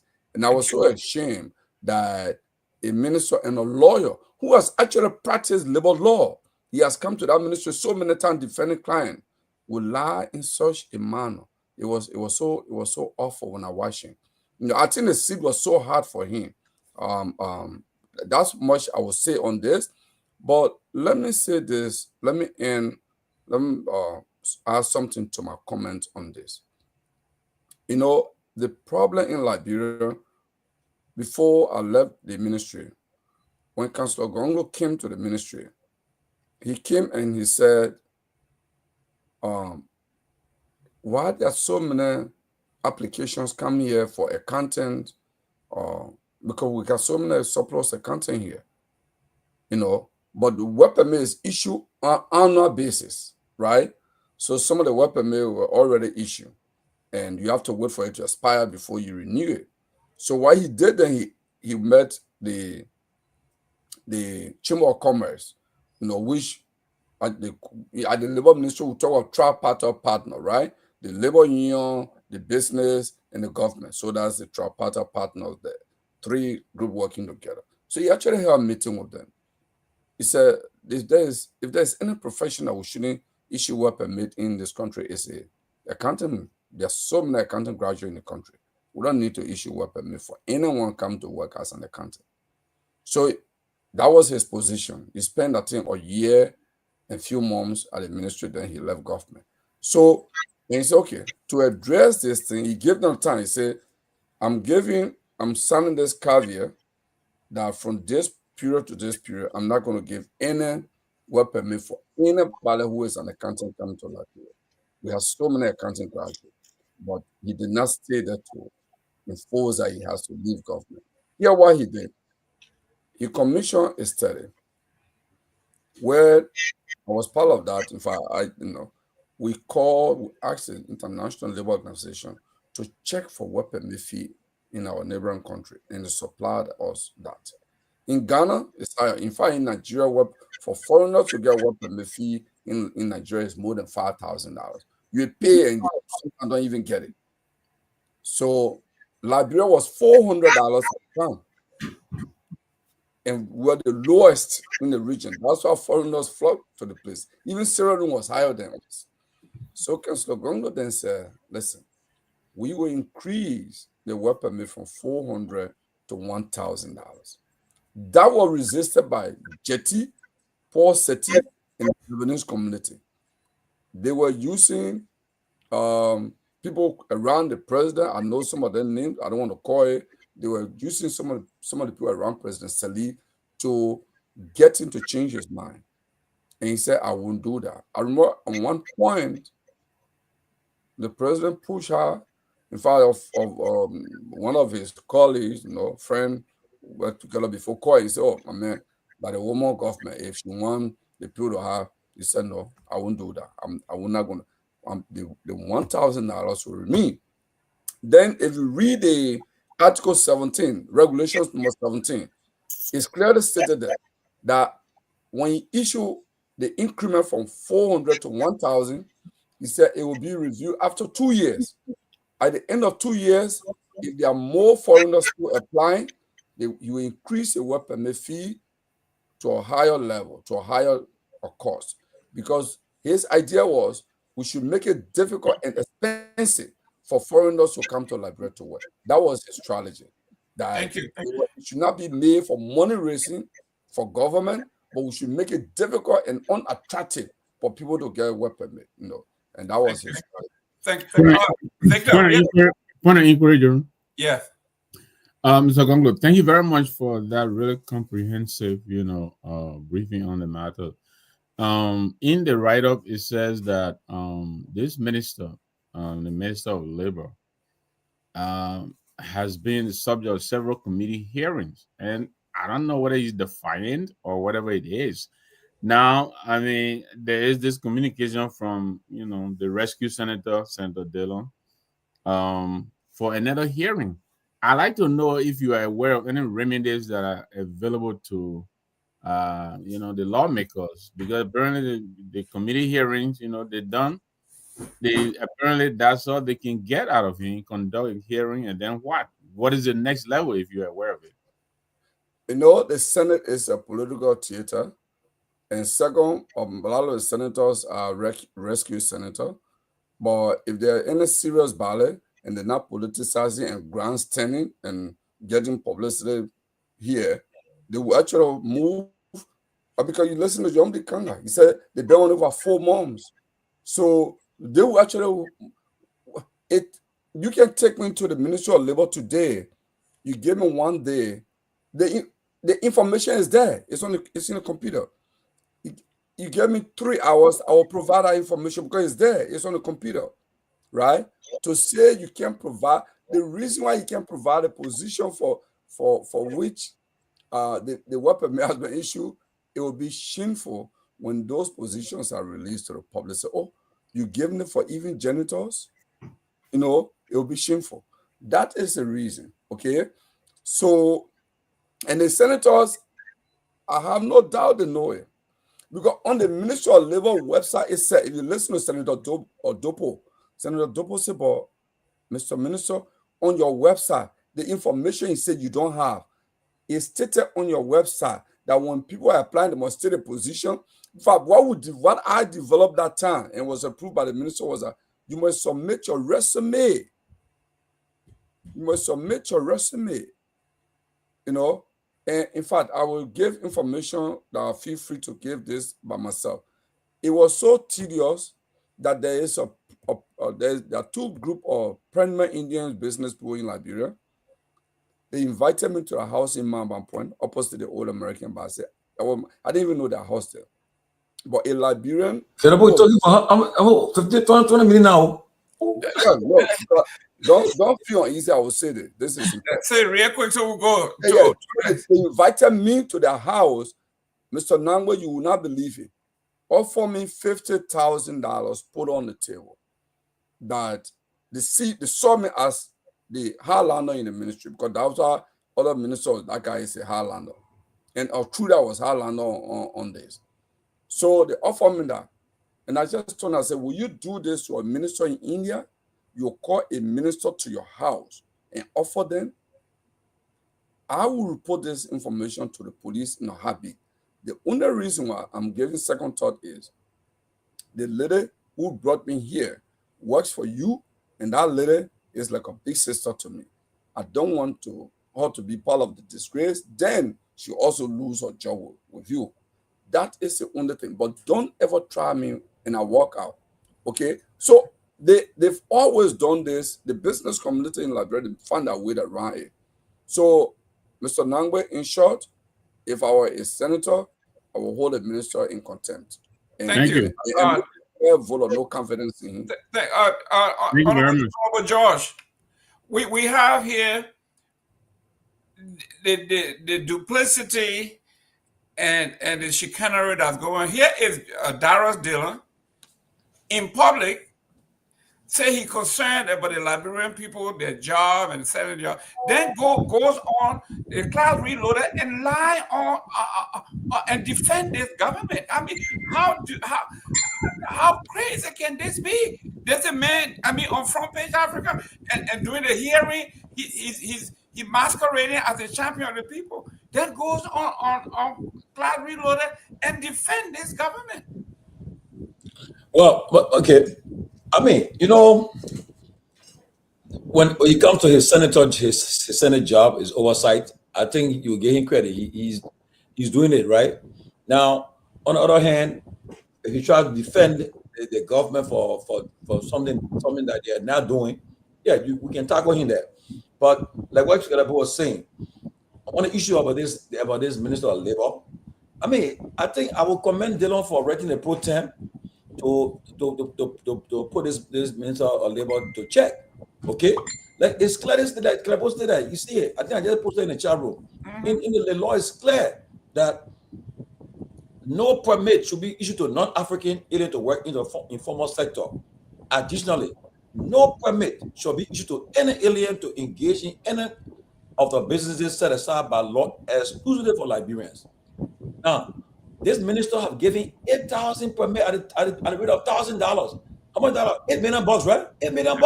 That's right. So tell me, and in 5 months. Yes, Imagine they got 3 more years to go. You know how much they would accumulate from it? But that's the problem we have in the country. Look, all boils down to leadership, Mr. Gaiman, leadership. I will keep saying it. Until Liberia can elect a transformative leader, we'll be signaling for until Jackie not come. Honestly, that's why I don't give credence to all the 14 I see the people they're doing on Facebook right now, back and forth. The person saying, I started the one, I just started the one, this thing. Right now, we focus on the future ahead, find an alternative to what we have seen. That's what we should focus on. My whole goal now is an alternative to the future, not for right now, no. Because these guys are, look, what do you think the guys are on close to cash reloaded or what? What they are doing there? Justifying the money they're playing with right now. Catch reloaded. They're paying for the generator. Look, if you get a leader that will cut all this stuff up, like you will see the money. The country got money. Liberia got money. Honestly, if you can afford to pay for a generator for people, $3,000 a month, and other stuff for people, you buying car for them for $40,000 for people, the country got money. Just imagine if you cut all of these stuff down, cut it down. You buy the cheapest car for people to commute to work, other stuff.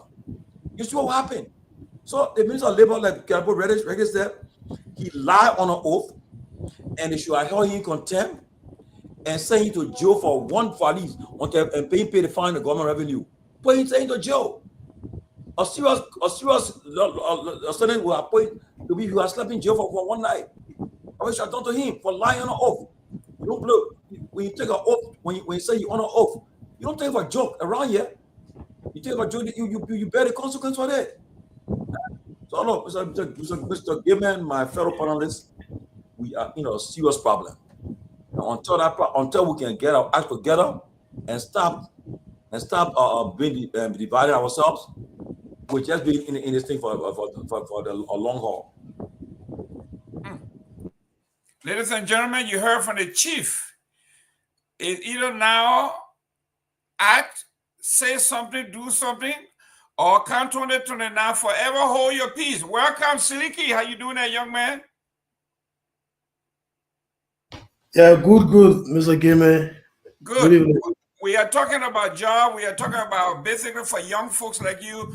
You are in school. You are getting ready to come home.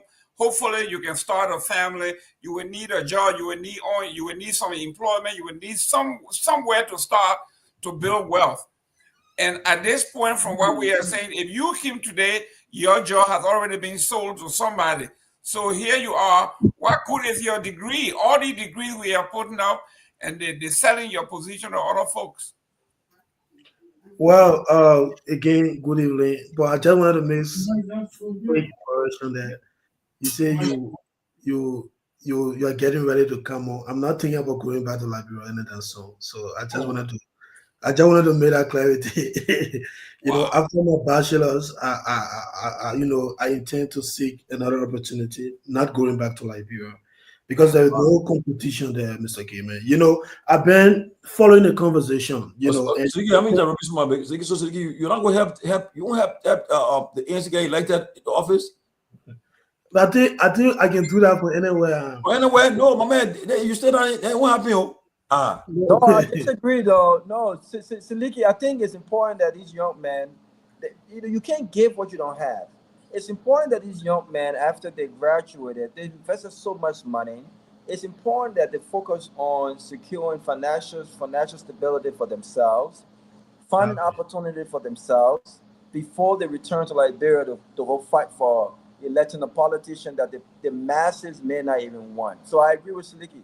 I think he needs time to focus on himself. He needs time to focus on his financial stability, opportunities, and you can help talk about Liberia, but you can't give what you don't have. You can't be broke and advocating for your fellow broke people. It doesn't work that way. Siliki, this is breaking news. Liberian officials, if you are listening, the brain drain that we talk about, you are talking about a brilliant young man that I know we've been dealing with for a few months. And here he is announcing on that international spotlight that, listen, I would rather look for opportunities somewhere than go to Liberia. It's an indictment. I mean, I'm not trying to flatter you here, but it's an indictment on us. Go ahead, Siliki. Look, Mr. Gamer, and thanks for your comment, Brother Robert. I really, really agree with you. But here is the thing, I listened to the show, and I think the conversation is around the labor minister going to the Senate, and being accused of selling work permit to foreigners. But for me, I would like to shift the conversation a little bit. Let's have a conversation about even among willing Liberians. How is job given to Liberians? Let's look at that. Is it based on merit, or because somebody ran a campaign for you, or because they are related to you, or because you have some personal relationship with them, and all of that? How many ministry in Liberia we can see job posting to that, like, we're looking for a certain XYZ position to this ministry, or even in the private sector? How many? And you see that in other countries so many times. You just need to open your profile. In fact, through all my life in Liberia, I never heard about LinkedIn. And LinkedIn is a professional, websites like Facebook where people go to kind of seek for job opportunities. But you don't even see that in Liberia, Mr. Gamer. And so I just want us to focus on that. How is job giving? First of all, every year the University of Liberia, AMEU, all of the other universities in the countries, they are putting graduates out. And most of those graduates, they come to the job market without even a resume, Mr. Gamer. Let's talk about, they having experience or skills, hands-on skills. We're not talking about, theoretical skill where you just learn in school, but at least when you learn something, you try to practicalize it in a real world, learning environment. That's why we talk like providing internship opportunities. Those different government agencies, like the Freeport of Monrovia, the Transport Ministry, the Justice Ministry, and all of that. They should be providing internship opportunities for students in different universities. But are they doing that? No. In fact, partisans of those different political parties who have been elected in Liberia, they feel entitled, even though they are not qualified. They can't do the job. They feel entitled to jobs. And if you don't give them job, they go on Facebook, they are attacking you. And this is the culture we built in Liberia, Mr. Gibbon. For me, this is what I'm more concerned about. Because if you cannot distribute the job among your citizens on merit, definitely selling work permit to foreigner is going to be nothing, because that's how you're doing it even among your own people. So like now we're advocating here that the government is selling work permit. They should not be selling the work permit. They should give it to Liberians that are qualified. But even the qualified Liberians you're talking about, are they getting jobs on merit? No, they're not. Most of the people, and this is part of the reason, Mr. Gaiman, I say I'm not thinking about going back to Liberia, because I don't think I'm willing right now to go back to Liberia to be running behind a politician, because that's the only sector that is open right now for any graduate like myself or any young man who have so much to offer. Because every day I'm on closing argument on Facebook, criticizing the wrong this government is doing. So if I have a degree in international relations, I go to Liberia and say, look, I want to apply for a position or maybe internship position at the foreign ministry. So that people can be causing up, I beg here. In fact, why can I even see that opportunity? That's the first thing, Mr. Kimmel. And then the next thing you see me doing is to follow behind a politician who probably can be able to pay my rent in Liberia, or can give me monthly stamping and all of that. And this is really, really sad. There are hundreds and thousands of opportunities. And I can share this with you, and maybe I can close on that. Recently, Mr. Gaiman, when I moved here to Kigali, when I came, people say, oh, you just come here to study, there's no job opportunities and all of that. And I take this into consideration. But guess what happened?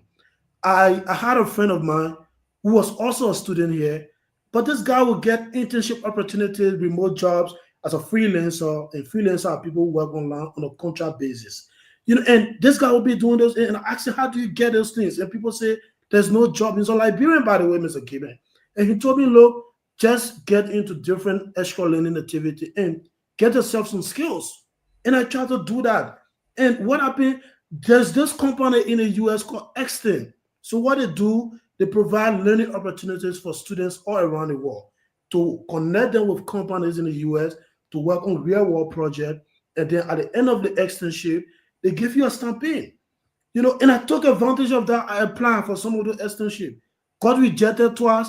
Last year, December, my third time applying. And I got this externship. Nobody know me. How did I get it? Submitted my resume. They saw the resume. They said, look, we can move forward, submit a video recording. Why would you give it to you? I did that. And then they scheduled me for a live interview. And then I selected the day that was available, did the live interview. And after 2 weeks, like the way people are giving job in the real world. And I got that extension work on it. It was, and they asked us to identify conservation problems in our country. And my research will focus on Nima, the deforestation in Nima County. And we submitted that after 8 weeks. And I received my stamping. Very a proud moment for me at that time. And these are opportunities we expect to see in Liberia. There are so much, and to the extent that even the young folks who are graduating from university, Mr. Game, they accept this mindset of, when I support a politician, I should get a job, even if I don't have the qualification. So for me, I think that's what we should really focus on, because at the end of the day, Mr. Game, if you are not distributing the jobs among your citizens, on a fair basis, selling a work permit to international or foreigners will just be like a walk in the park. Very simple thing that they will just do. So for me, I think that's what we should focus on, because everybody's saying Librarians are qualified. But the question is, the people that are qualified, the Librarians that are qualified, that are coming out there to study, with the intention of going back home to give back to their country, are they given the opportunity to give back on a merit base?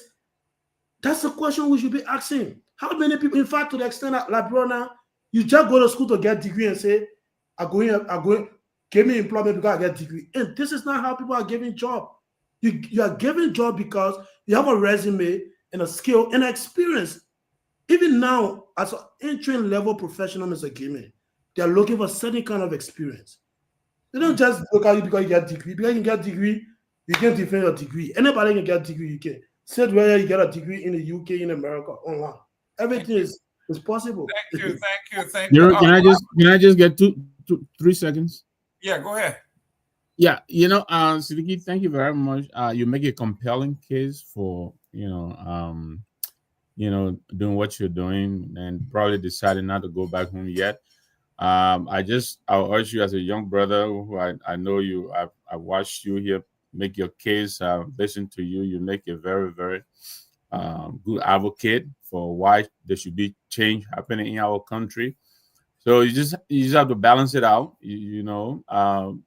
Between taking care of yourself, yes, which is obviously your right to do, and also being the change agent for your country. You also want to make sure you be that change, like they said, that you want to see in country. And finally, let me appeal to you. Maybe you can, through what you learned, organize some kind of connection with Liberia, probably do a little training session and expose some of our young brothers and sisters to that kind of opportunity, and probably help them, hold their hand and walk them through the process. Maybe you can do a little workshop if that's something we all probably put hands together and raise if it costs money. But yeah, that's probably something you should also do, and help one or two or so brothers, sisters benefit from Liberia. And congratulations as well. Right. Let me 1 second quick, Mr. Gavin. Mr. Nambe, thanks for your comments. And I tried doing that, and I'm still doing it. So what I did, I opened a Facebook show, but I don't come on live. So I record a video, explaining my experience as an international student and sharing those opportunities with people. But the thing is, Mr. Nambe, is that, and I was a victim too. When you have not been able to see something like firsthand, witness something, like if benefited you, what you're talking about, even you try to explain it, people not even going to pay attention to it. I share those opportunities on my page on Facebook. Sometimes I do a video recording, I talk about extents, I talk about other, learning platform that you can go to to get opportunities to learn different online skills. I do these things. I even interview people here in Kigali, and all of that. But the people back home, I don't think they are aware of it. I'm not gonna say that they're not serious, no. Yeah, But I they think don't, there's a trust deficit. People have been disappointed so many times. But but they I don't understand. Thank you know very how. much. Yeah. So Mr. that's the thing. But Uh, we'll Mr. continue doing my best, Mr. Nambi. Thank you. Mr. Yeah. Garguah, the young man just touched on something that you and I know about, like me. I rose up through the rank, through networking, through, What do you mean you and him know about? Is it a Basel thing or what is it? yes. But man, we honor the water. We got to come all the way deep from Oh honor the man, water. this is So we know. Niji. So here you are, the young man is saying, if this is what we call preparedness meets opportunity, right? And he seized it. Okay. In Liberia, we are not given the opportunity, so the young folks cannot seize it. So they have only one choice. Follow me. I'm the godfather of Nima County. I'm the godfather of Grand Bassa County. I'm the only one that can recommend you for a job at Metal Steel or wherever, because that's how. I'm the jumper of Nimba. Yeah, I'm the jumper. I can jump over 3 bodies at once. So this is really touching. Hopefully, people are listening. This when we talk about national security issue, brain drain. Our best and brightest are saying, we are not coming home because the country, I didn't deserve the country deserted me. Your take? Gay man, it's to just Saliki, he's a young man, and I'm really hoping, if I had my own wealth, I'm really hoping that sooner rather than later, Salik seems like a guy, you know, he might be doing international studies, but a lot of times it's hard to find people with integrity, right? So I'm really hoping that part of what I want to do when it comes to training young men and just giving them new opportunities, to make a living. Young women too. Well, young men and women, absolutely. It's perhaps to sooner rather than later, because sometimes you have all these ideas, but we're not rich like some of our friends. So before we put our money somewhere, we've got to make sure that we've done our due diligence, especially in Liberia, so that we get a return on our on investment. But Siliki seems like a guy that I can convince. Say, hey man, look, come to Liberia. We have a smart company. I will train you. I will teach you, and come and be one of our leaders in new opportunities. And of course, you can still use what you've learned academically and international experience in that light. But unfortunately, this is what we are faced with as a country, where opportunities are lacking. And I always tell people, well, I did a few pro bono uh, hospitality training at a few restaurants and bars in Liberia. And my message to folks have always been, the only thing that separates me and you is opportunities. If my parents did not, if my parents came to this country and never looked back, I don't think I would have been able to go to a great elementary school in Accra. I don't think I would have been able to live in Accra. And I had solid foundation. I don't think I would have been able to relocate to this country when I was 14 years old. And I don't think I would have been able, without the guidance of my parents, to make great decisions that got me to where I'm at now. And so, what our people need is opportunity. Here is the issue. I heard you talk about they only have one choice. No, Mr. Goodman. I don't think young men and women in Liberia only have one choice. Young men and women have many choices. And young men and women in Liberia have got to come to the realization and the understanding that their destiny is in their own hands. Young men and women have the power to tell themselves enough is enough. That those we have elected to help create the environment where we can get opportunities have failed miserably. They have not done that. And so we will no longer give them that. They have that choice. Why have they not made that choice? That's a question that is more complicated than we think it is. But they have choices.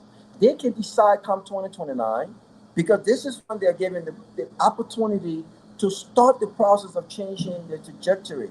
They can decide, they can make a conscious decision that based on my livelihood, based on the opportunities that I need for myself, based on the fact that you have our sisters, my cousins, my uncle, my brother have graduated at university 5 years, 10 years now. And I watch them. They can't even go and find jobs in the private sector. I don't want that for myself. So they can make that conscious decision that maybe we've done things wrong. We've elected the wrong folks, right? And so come 2029, we will not only replace, but we will find competent people. We will find people who have a record of getting things done. We will find people who are result oriented, and it won't be based on tribe. It won't be based on religion. It won't be based on what I know this guy for a long time. It will just be based on merits. They have that choice. They've chosen they've chosen a different path. They've chosen to have political grandfathers, right? They've chosen to have kings and queen makers that have not done anything for them. They've chosen to follow behind political leaders and sing Myean Myean, or what do you call when a politician is speaking? Then they say something big, Sao. There you go. Amanda. Oh, I will fight for your battle. I will make sure that your children go to school, and then they will say, I will fight corruption. South. And mind you, after all of the speeches, they go home and there's no electricity. They have not eaten all day. They're thinking about, well, where do I get the next meal from? They've chosen that path. So I don't want us to say that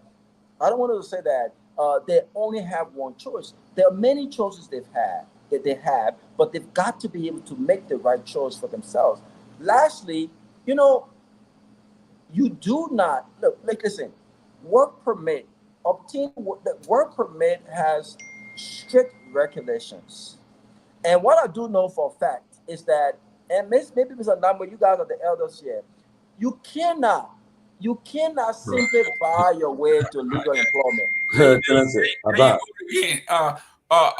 What Mr. Namwe, what Koga said is that when the B people also, even women don't come outside. So what the children coming outside when B people here? You're not supposed to be here. But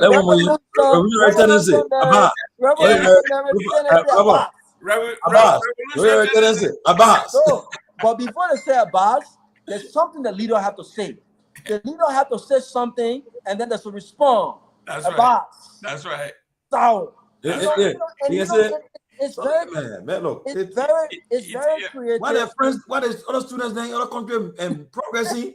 They're there beyond what they see there, and then to give one speech, brother. Tomalin George, who told you that Abbas and Sawa will eat?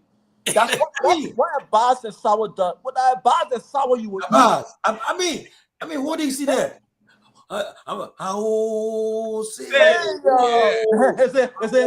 Joseph Walker didn't come for the people, and he lied to the people. The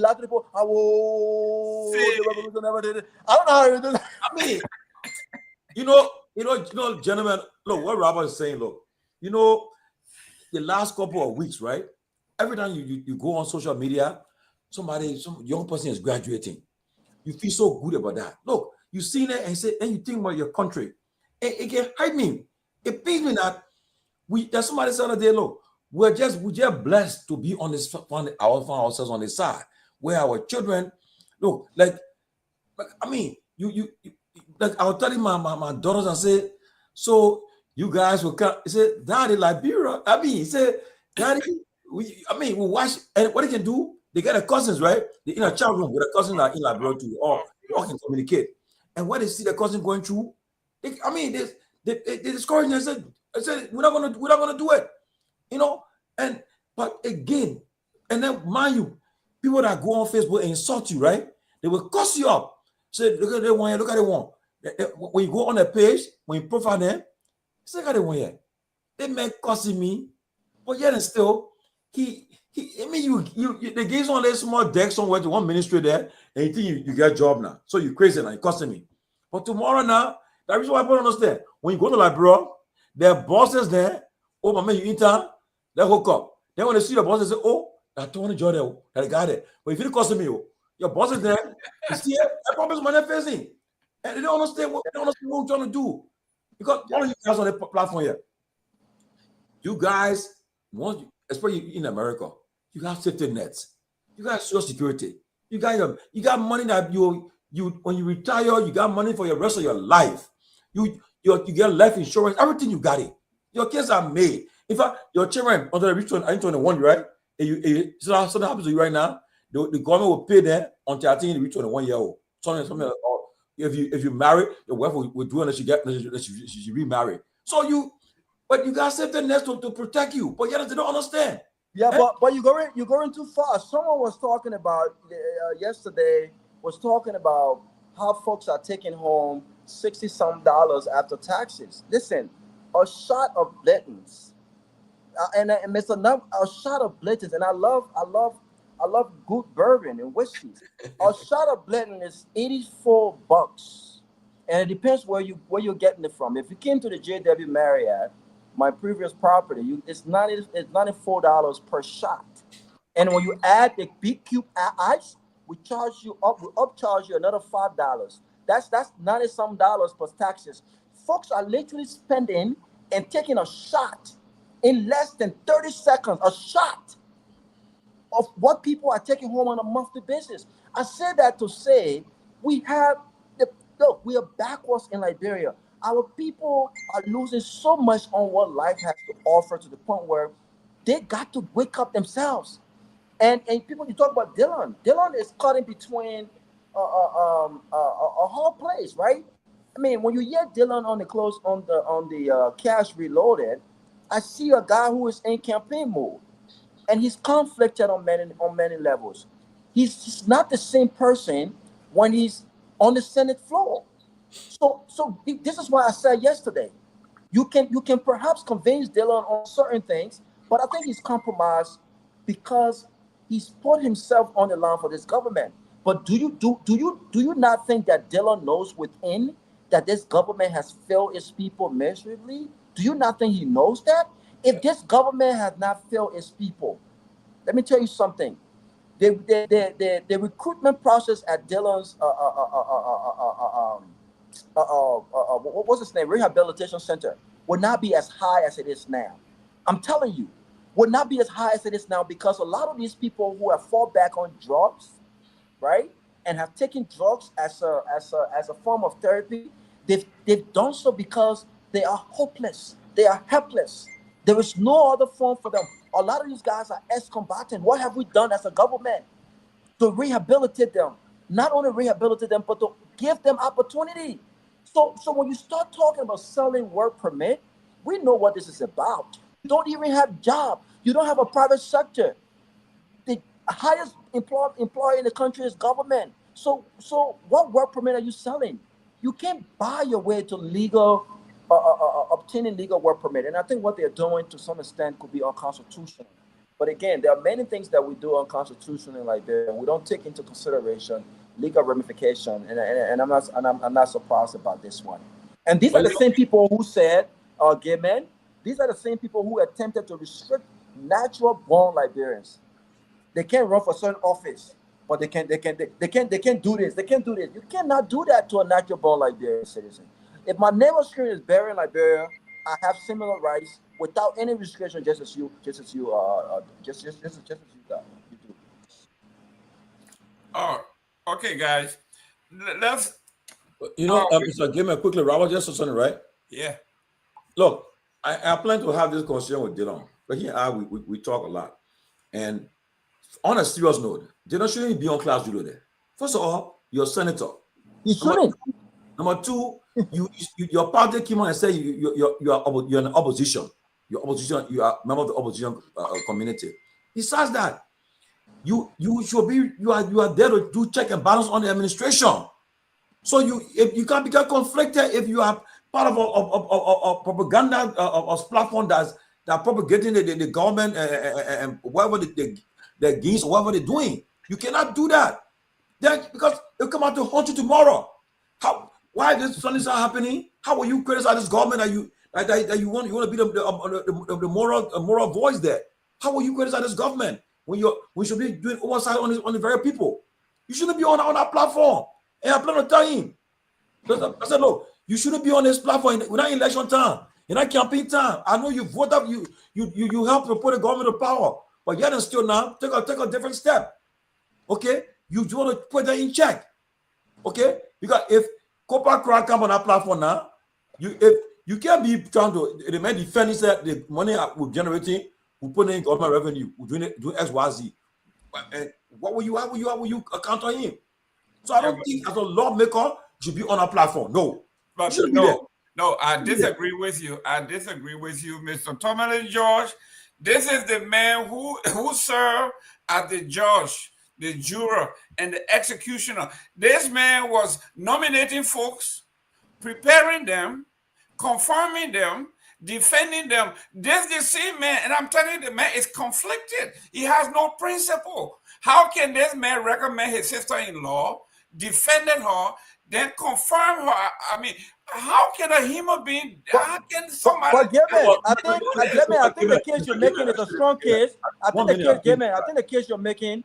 One second, Tomalin. I think the case Gayman was making is a strong case. My disappointment with Gayman is when the senator was Gayman, I will tell you on the public radio. I was very disappointed in you when the senator was because I think Dylan won the argument against you because of the way you presented your argument, right? When you came at Dylan, and then what you came at Dylan with, he responded and debunked with facts. No. But let me say this. One minute. Let me push back on this. Okay, and we're not going to go extinct.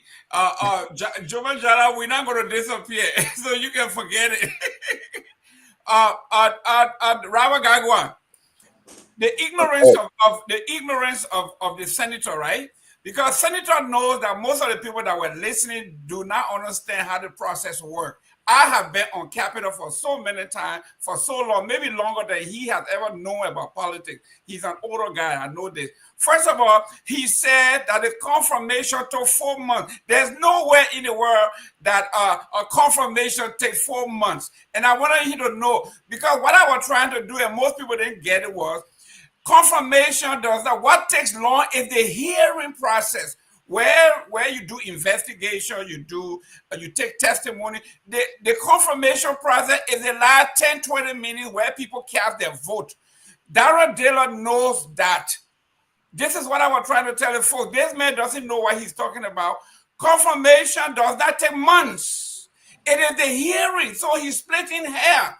But because he brought all his people with him and don't understand what's going on, they say, oh, yeah, he won a debate. No, this man doesn't understand what he's doing.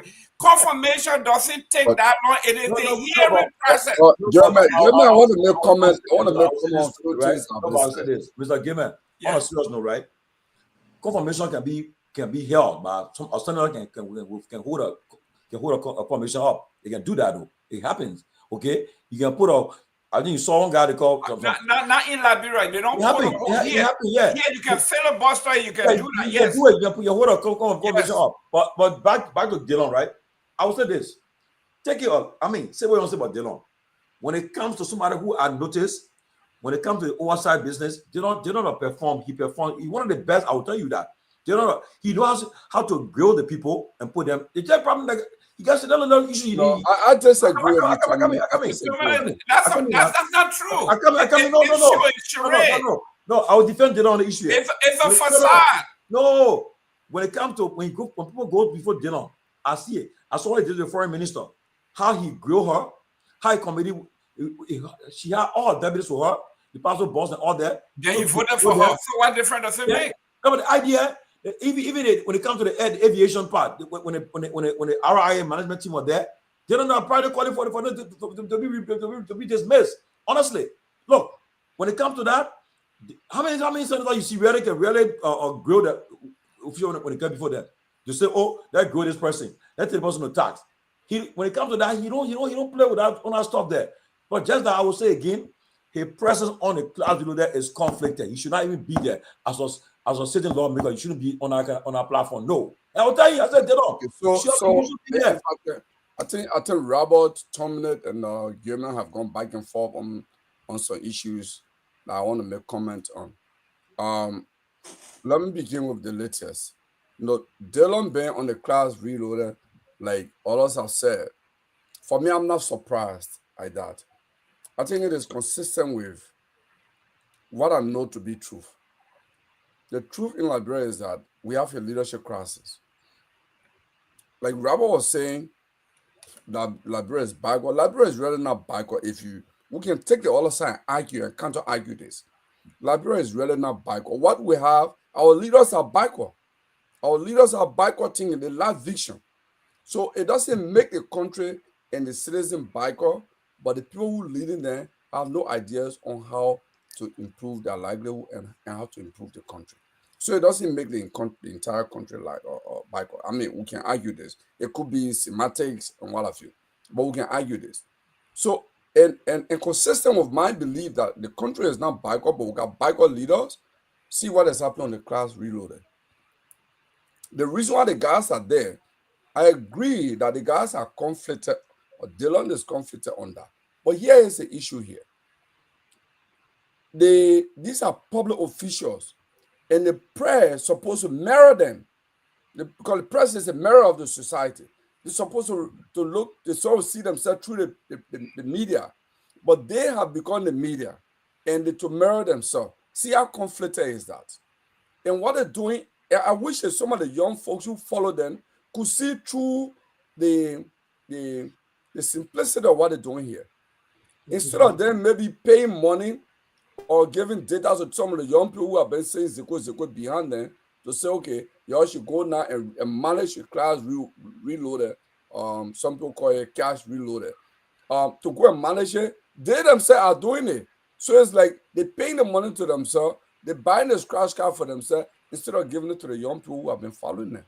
And I think that's the backwardness of our leaders. And that's what I think. The country is not backward, but our leaders are backward. And I think the class, the appearance, the re-emergence of the class reloaded led by social government officials, it's a backward idea, and it's consistent with my belief that our leaders are backward. And that's why the country looks backward. But the country, Liberians are not backward people, but our leaders are backward. But Kehleboe, I tell you, gentlemen, it will come out to hunt them. Look, what they are doing, to hunt them. And I think I browsed on the post a couple of days. I see there, right? Like very people who are supporting them. Some of them are even they're the one who can look at red and say that white. Okay, they're the ones that are there. Okay, but at the same ones then too, some of them too, when Martin Colley writes on them, the honor he posts there, they're trying to say, oh Martin, you where the evidence? And the ball put all the evidence there. He don't come and say and I've not seen nobody debunk it yet. He put the evidence there. He say, yeah, the facts there. Them are sources here. He put it there, but then they can't debunk it. You'll be playing around it. So the problem with that is that other people you see that on watching that thing is that people who supporting them still, who got a shame. Some of them shame to say, well, I mean, I will tell you the truth, right? I give credit to people like Martin to stand on them because why? They help put this government in power. When we realize that things are not going the right way, they decided to withdraw and criticize them. That's why I give them credit. When he told I said, guess what? Still not believe that CDC were not the right government for the country. He said you support Boyka. Supported Boyka in the power. The minute things were not going right, he said no. That's why we supported the rescue for. He went after them. And he's still doing it. Now they're all mad. But what they have decided now, they say, well, no official government should go on a platform. Maybe there was some another platform. Now announce our own too. We know yet. But it don't have a platform. We don't really care. But Tomalin, let me add this. What Dylan is doing in the Senate is an impressionist. Dylan does not need to do anything serious. What he does is he call a public. He's grandstanding. He performed he engages in what public spectacle called public attention that he's doing this. Because Dylan worked with the late T.C. Gu. He worked at the Ministry of Justice. I think he was in the late Vama office, who was, I think, the Minister of Justice under Charles Taylor. He was there, then later he worked with T.C. Gu. Okay, so if you look at Dylan's record, he understands, even though he didn't go to law school, but he has some basic understanding of the law. He knows, for example, if somebody is lying under oath, you can hold the person in contempt. In fact, during the hearing, he used the word contempt, but he was only using that to impress the public that he's been harsh. There's something that go on for 4 months, right? They go back and forth. They have 4 hearings on that. And the law interest is to just grandstand, call public attention to say he's working. The law is not serious. The law is part of the system. He's a grand lodge in the Messianic crowd, and people like that, they are conflicted because the network they belong to in the society, they can't do anything. Maybe the other man that appeared there before him, maybe he's part of the Messianic crowd. He might throw some sound to him. You just grandstand, just give public impression, nothing. So it's talk and do nothing group of people. Don't give him credit for nothing. Don't give him credit.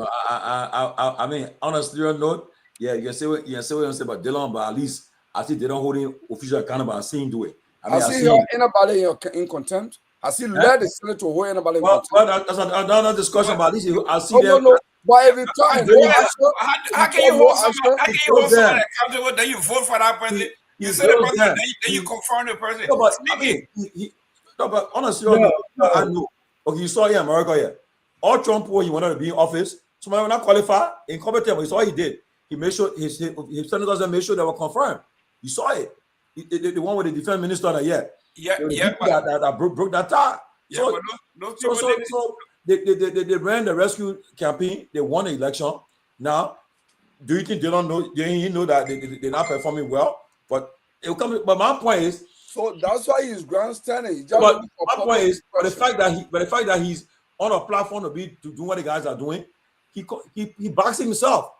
It will come out to hunt him. He shouldn't be on our platform. How is he balancing himself? Because his political party has announced that is effectively now an opposition party in the government, right? His party has announced that. At the same time, he's on a platform that is there to defend the ruling party. What kind of common sense is that? I mean, and I agree with you. So tomorrow, if you should come out and say, well, how can you justify the person buying the budget? What will you say?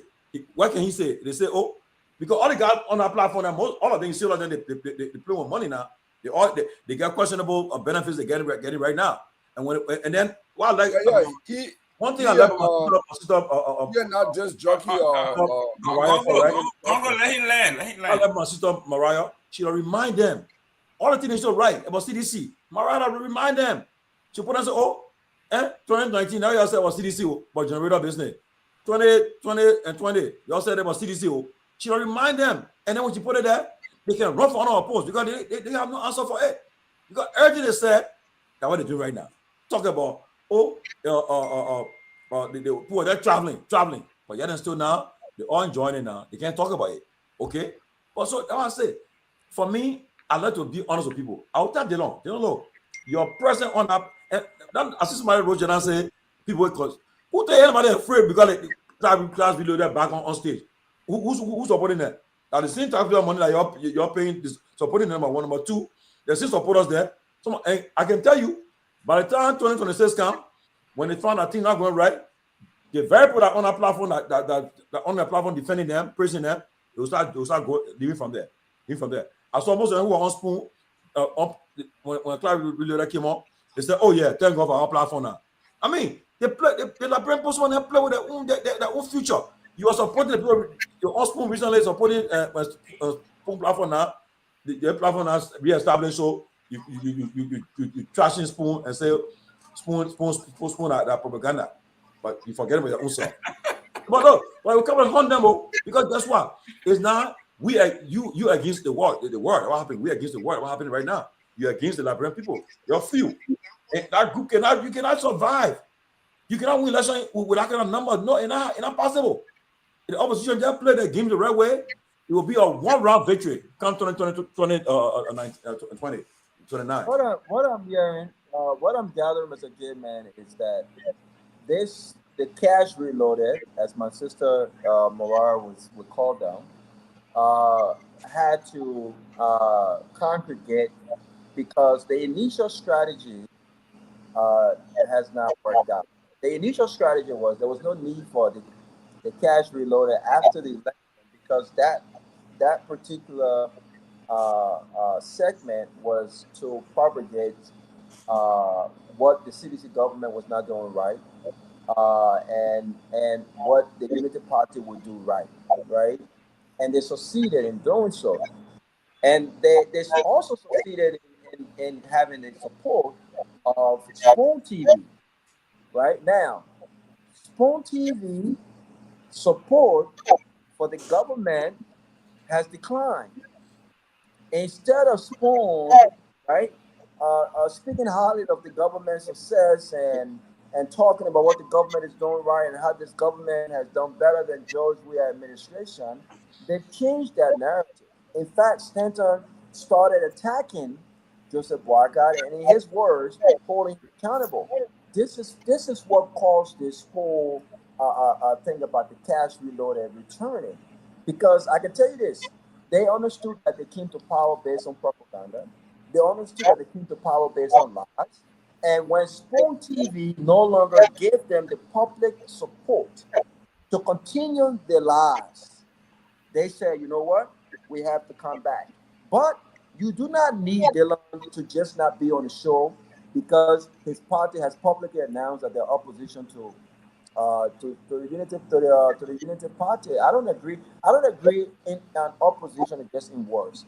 Opposition is in action, right? So they can say, "Well, I'm opposition all day." If the action does not reflect opposition to the government, then what does that do for the people? So I think what Dylan is doing is a true reflection of how Dylan feels and how the part of the party that supported and brought this government to power, how he truly feels about this government, and that they truly want this government to succeed, and whatever it takes, they will show that there's not a negative narrative being spread about this government that they put their necks on chopping board for. Great. Siddiqui, let's start the last topic here. Weah versus the folks from Grand Judah. There's a critical article in the press where the Grand Judeans are saying George Weah is the most ungrateful human being that they ever known. He disrespected the First Lady, forsook the First Lady. Now the only thing they think he may do, based on what he just pulled out, may be to do a mad, what they call, I guess, photographic grandstanding by visiting the family and all of that. Do you believe that the Grand Judeans have a point here? Well, personally for me, I don't want to speak about, George Weah being ungrateful to the former First Lady or even the family of a former president because I don't know the relationship they share in the past. I don't know that. But what I know is that the government of Liberia, who the former First Lady who passed out a few days ago, some money that it should have paid her, but I don't think the Weah government paid that money, and even now the current government it did not. So I think that's something they should do. But regarding the personal relationship, how Weah is ungrateful and all of that, I don't know about the personal relationship he share with the former First family, so I don't want to go into that. But I just want to close from the end because it's kind of late and I get a class tomorrow morning. But I think it was a great show. And back to this, Dylan and class reloaded conversation. For me, I think what is happening like and I agree with Brother Robert when he said Liberia is a backward country. And I saw my big brother, Mr. Gongo, coming in to say no, we disagree. The leaders are the one, don't have vision and all of that. I think it's both ways, 50-50. We blame both the leaders and the Liberian people. You can't have people, they give you some kind of job, they say you're a civil servant, and then they pay you less than $100 per month, and they are taking home 6,000, 5,000 with other benefits. See the difference there. They gave you $100, but this guy is taking 6,000 home, so some benefit, gasoline, generator, scratch card, and you did the rest of it. And the sad thing about it is that the $80, $100 they're giving you, they don't even pay you on time. They owe you for like 5 months, 6 months, up to 7 months. And you see absolutely nothing wrong with that. They come up, they phone a show called Clive Reloader just to come and misinform the Liberian people. And guess what they do? They gather some scratch card and send it to you to promote a show. I think somebody's unmuted. Somebody. Okay. So they gave you money to buy scratch card and promote the same show to come and participate in misinforming the Liberian people. I think that's a problem, Mr. Gongloe. So you can't say it's the leaders. Yes, the leaders, they have their own problems, but we the people, and I just wish, as Brother Rabbi was saying, like Mr. Gaiman said, we only have one option in Liberia, where people only allowed to follow politicians. But I don't believe so. We have a lot of opportunities in terms of, doing the right thing, the kind of leader we elect.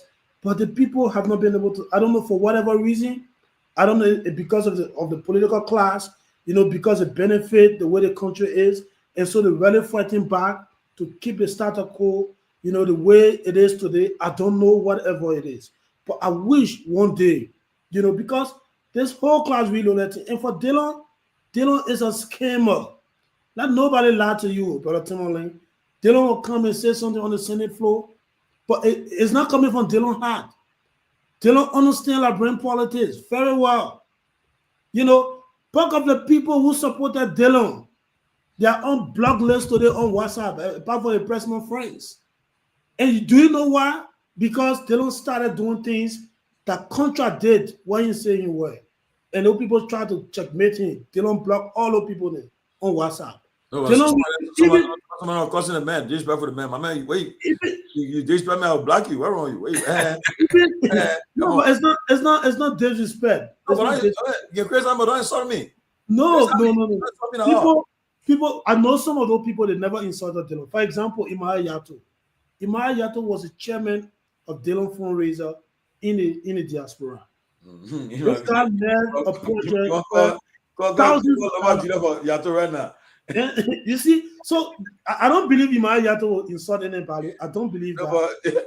But Yato is on the blacklist today. Yato, you can't talk with him in election.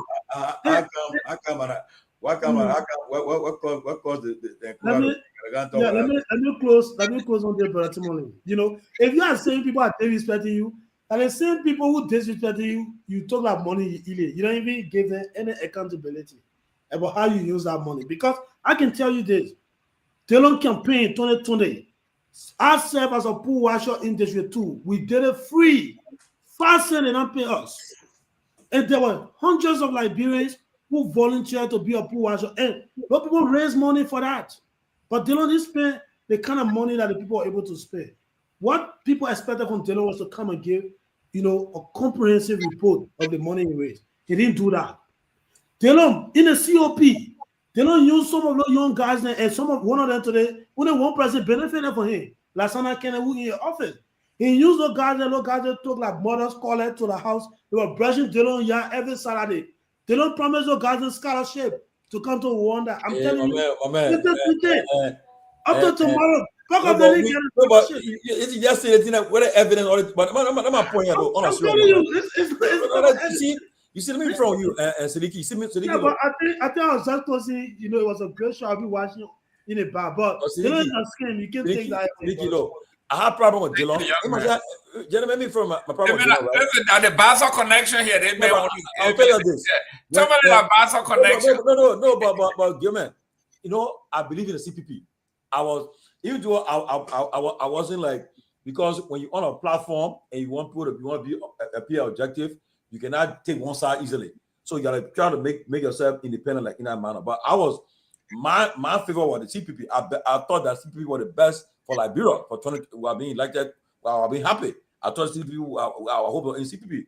But when Delon then decided to take a side, when he said I lean towards Boyka and think, I had a problem. He must say we're not on good term for that. I felt that I said, but then when he must have thought he's there, he put a blame on his own because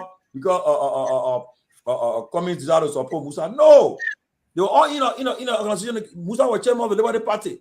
The Liberia Party was a member of the CPP.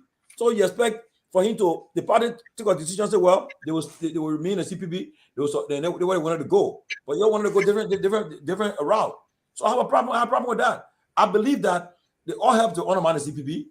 And the reason why I told them I could not binary choice, I would not vote for Joe Boyka because the CPP were our best hope, but now all of them have to destroy the CPP, the cause the CPP to be destroyed, and that's my problem I had.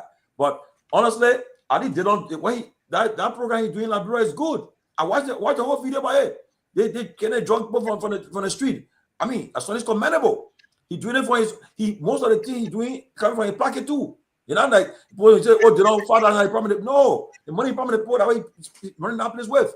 70% of that project is supported by diaspora Liberians. But besides that, too, the money he takes from he say you put. Man, listen, no senator made $300,000, man. No, the problem I noticed, I know. Grandpa Mr. Nangwe, let me tell you something, right? The problem is that the last election that just left happened in Liberia 2023. It depends on who side you are supporting. And I was most supportive too because I must have a problem with Dylan because Dylan, I felt that he honored the CPP to support Boyka and what they did the comments were not right. They did the comments I was mad with that. I was pissed with that. But I'm taking it personal, but I'm mad, especially because I felt that what they did the comments were wrong. But all of them playing game with the comments were very supportive of them during the election. He pops up when he supported them in a very political campaign. Supported most of them. In fact, it was on a chairmanship. I CPP won 7 seats. They choose common leadership. They won 7 seats. So I thought that he was personally involved. He would campaign with them. He went in the ring with them, in the mud with them. But at the end of the day, they decided to honor this man, treated him bad, which I felt was not right. Got to put the man through court. A bogus thing to the man pick up document. What's a bogus thing? Then when they brought them today, when she said that Mr. Commissioner take responsibility for what happened, that was not a wrong thing to the man. No evidence. So I was personally mad with them for that until election ended before we start to talk. But honestly, those are good things. He does some good things. I'm understanding everybody got their own side, but to just say it's just this person. Tomalin, you swimming upstream on this one. Mr. Namwe, I know we're getting close to our end here. You know, I almost forgot I was on the platform. I thought I was somewhere else because you're back. But you're listen, back. I'm with you here. I think Chief is swimming upstream on this one. I think Dylan has made himself indefensible. I mean, I think he's playing both ends.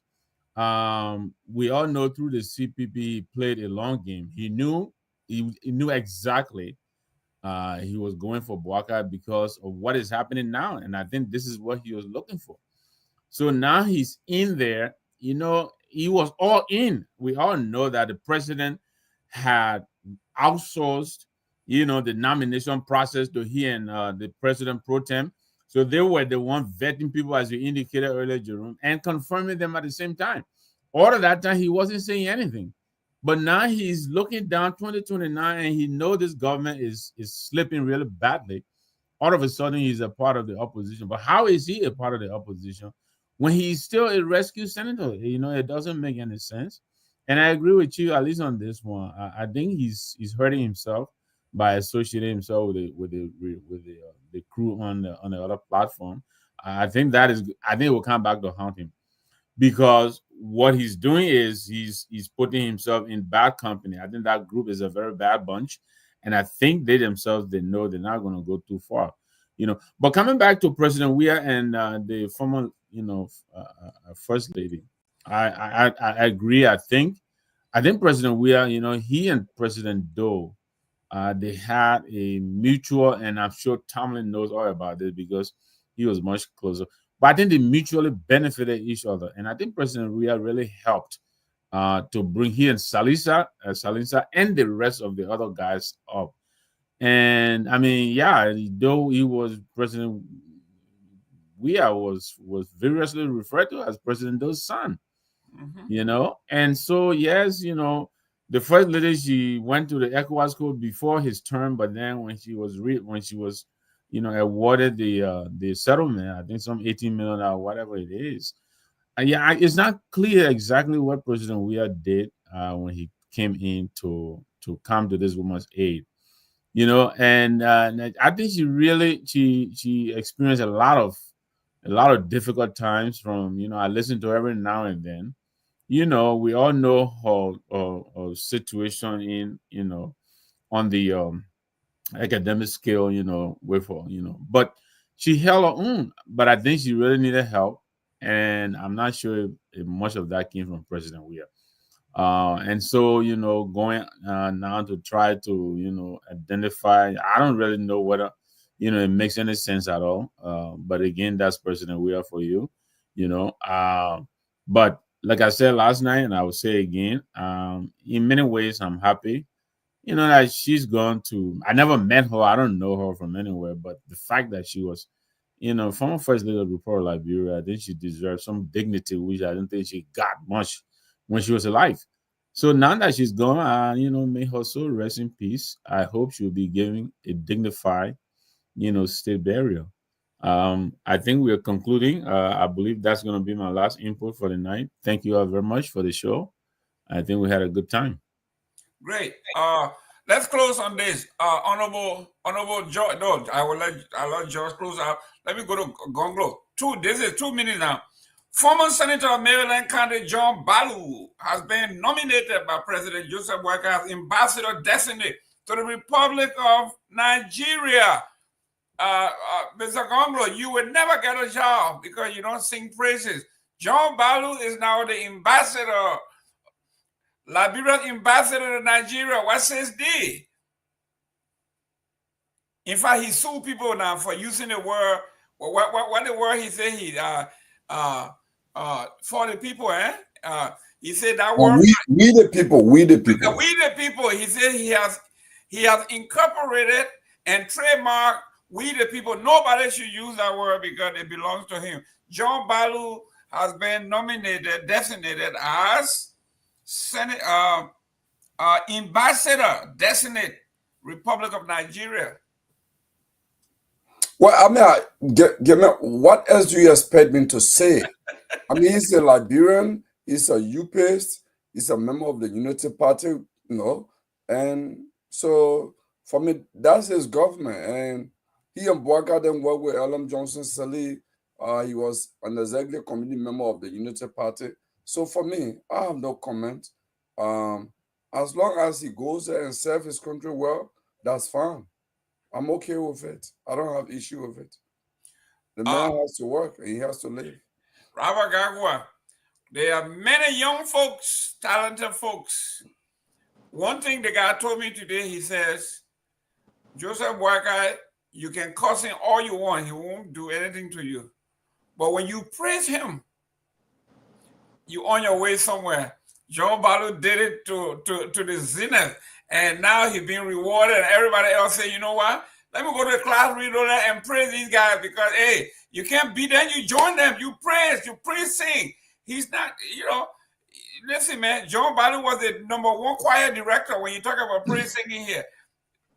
He's not ambassador, he's being rewarded, ambassador to Nigeria. Yeah, good luck to him. I hope his family enjoys. I mean, it's time for him to enjoy a piece of the pie. It's time for him to live the life that probably would not have dreamed of living without this position. It's time for him to enjoy himself. Hey, listen, this is the order of the day in Liberia, right? You have the praise sing to be part of the influence, right? And so good luck to him. He achieved his goal. I mean that's what and I would join Gongloe by saying I don't have no problem with it. The only thing I have a problem with is you mentioned that with all the young people, um, you know I I think Joseph Boaga has appointed some young folks in his government, but the young folks he's appointed are folks that you would have expected that he would appoint, because these folks helped got him elected, and some of them are my close friends. I mean, the Deputy Minister of Youth and Sports, Yonton, great guy, smart guy, and I think he's doing well. I think Stephen Johnson, I think they can do much more. But when you look outside of the Unity Party Boys Club, who else has he appointed? When you look outside of, I will praise Joseph Boaga when I see him appoint some of the most critical voices in our society. Not because they've criticized him, not because they've changed strategy to praise him, even though they know that this government is not doing what they promised, but based on merits. That, you know what, this guy has been of my government, but I recognize beyond the criticism, his or her contribution to helping fix this country, right? I look forward to that happening. I don't think that's going to happen. So good luck to him. And listen, if this is how people need to live or make a living in Liberia, then I've come to the realization that I would not fault them for that. But as a country, we should understand that this is a slippery slope, and this is a dangerous path.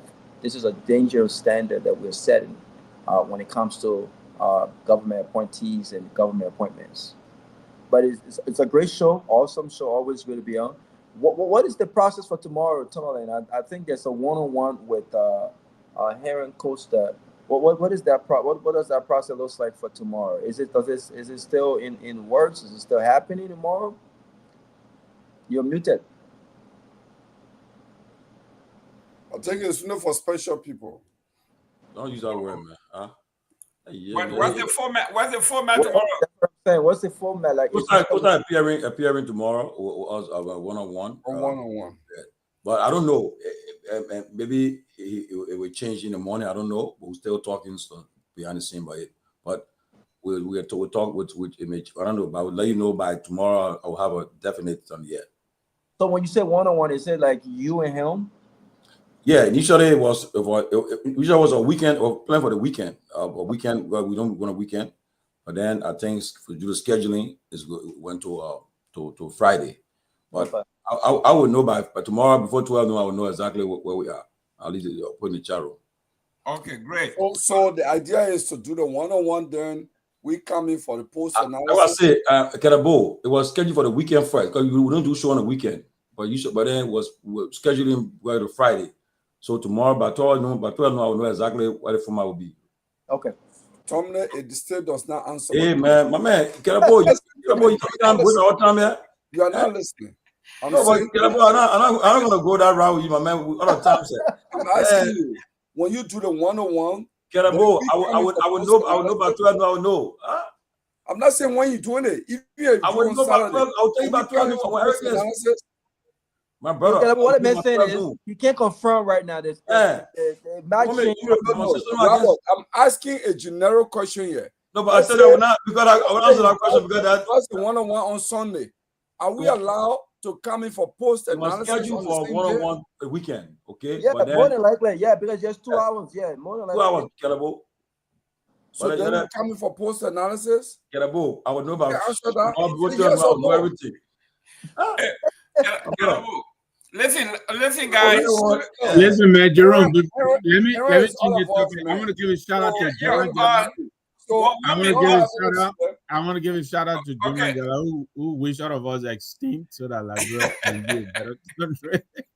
Yeah, don't mind him. Don't mind him. Listen, the bridge in Grand Bassa in Buchanan, Estella Mattel reconditioned the bridge in my hometown. And I appreciate it. But once Tomalin George announced it, I started getting called. And the journalists from Bassa, they want to come on the show. I said, I didn't say it. I think my boss sent it to me and I read it out. They want to come and debunk that Estella Metal did something in Bassa.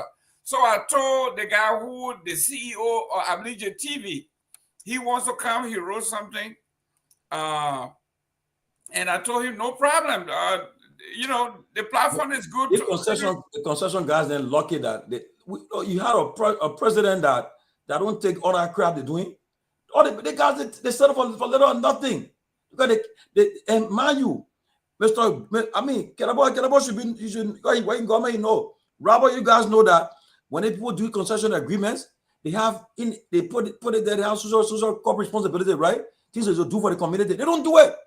Then they take their money, they sort of employ citizens for that particular county in an agreement too.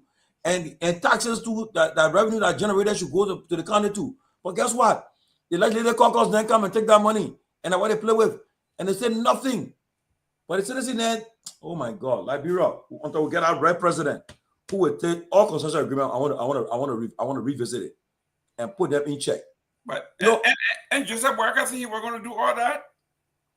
So the guy right next door to us, Guinea, has been reported that he has canceled over 50 concession licenses that that they're going to review and reauthorize. This president could have done that. He went to B Martin when the people were pillaging, you know, he suspended them. They promised not even paid out $250,000 and the licenses were restored.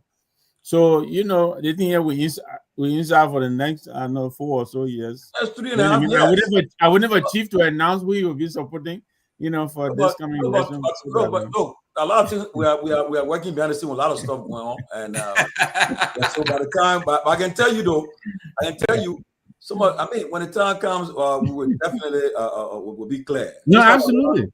We're not going to play that game where we say, I'll be straightforward. We've been working behind the scenes last year. No problem. No problem, Kehleboe. As you say in politics, there's no neutrality. You're with the oppressor or you're the progressive. This is Mr. Elton Tia, the CEO of Liberia TV.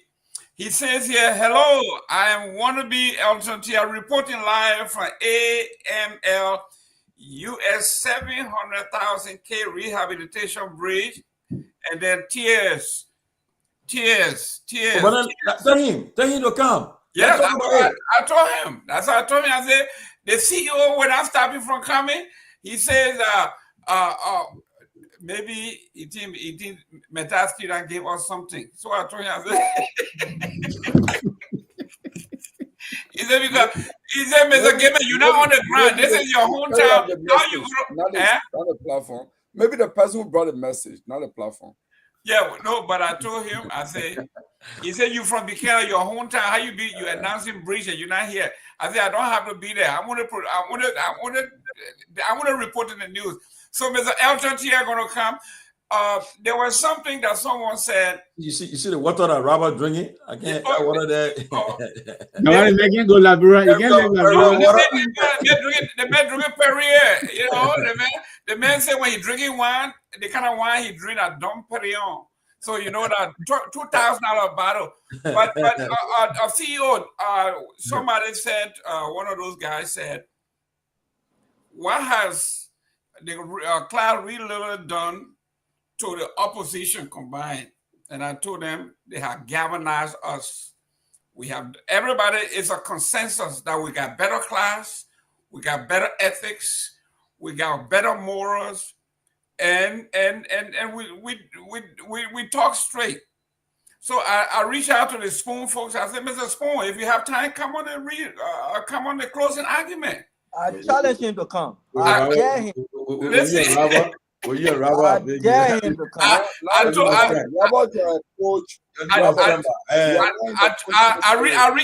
reached out to Dennis Jai. I dare him to come. I reached out to Dennis Jai. I reached out to Dr. Francis. But he's not coming to be interviewed. All these folks to come on here and see whether they are on an attack. What you saying? He's not coming to be interviewed. He's not coming as a guest to be interviewed. No, he's coming. He gets CEO to CEO, and then we grill him. You will never come. Do one-on-one. Yeah, Robert moderate that day. Robert, I will. Ronald, make sure nobody put you in the back. Yeah, people they say that my man, so they say, oh, that man, so you want, yeah, so yeah. No, about to be black, that CEO will not come here. Don't waste your time. I also called Dennis Jar to come on. Hopefully he come on too, so they can come and tell her what. Class real, this my homeboy. It was Anthony Kessler. He sent me he always follow me and talk junk. And he says, they Cloud really shook out of your arm, man. God forbid. No, that's what I say, Anthony Kessler. You are shooking up. Is having, I mean, I think the problem, I think what they're doing to themselves, like I said, they will hunt them more. Because first of all, like people will get fed up. Look, of course. What they have done to themselves, right? Put yourself on the radar now. You have you got. I mean, you can't be mistaken. You gotta keep following that straight line because it's recorded. Expect a lot from you now. And it's recorded. Yes, because now what the people do, the people start taking you. They'll come and tell someone that when I be faced, they'll go on that platform. Trust me. They'll say, I'm going there where they can't drag me there. Because the comment section alone will take you down. Yeah, you won't go there. So, like I said again, it's good for them. They show you that they are desperate. That's why you see they're on defensive now. Or defensive they're on right now. Yeah, defense. What's happening? That's why I told Anthony Kessler, I said, you are rattled to do what you're doing. And what they're forgetting to know is that everything they are saying is being recorded. So tomorrow people can say, but this is what you said a few days ago or a few months ago. unless you screen record it. You see what my brother John Lobo did? You know how many times I went back to the what was our show? We used to have the tough talking George Lobo, the show we used to have. You know how many recordings on record? Fierce conversation we had. You know what he did? He deleted everything when they won the election. They can delete it. So unless you screen record it and you keep it for your own record, they can delete it. Wow. Yeah. So that's what we're going to be doing. We're going to be recording them and do as much screenshot as you can and hold them to it. And I like what people are doing. They are clipping it and posting it. Ladies and gentlemen, we have come to the end of the show. It was a great show. Mr.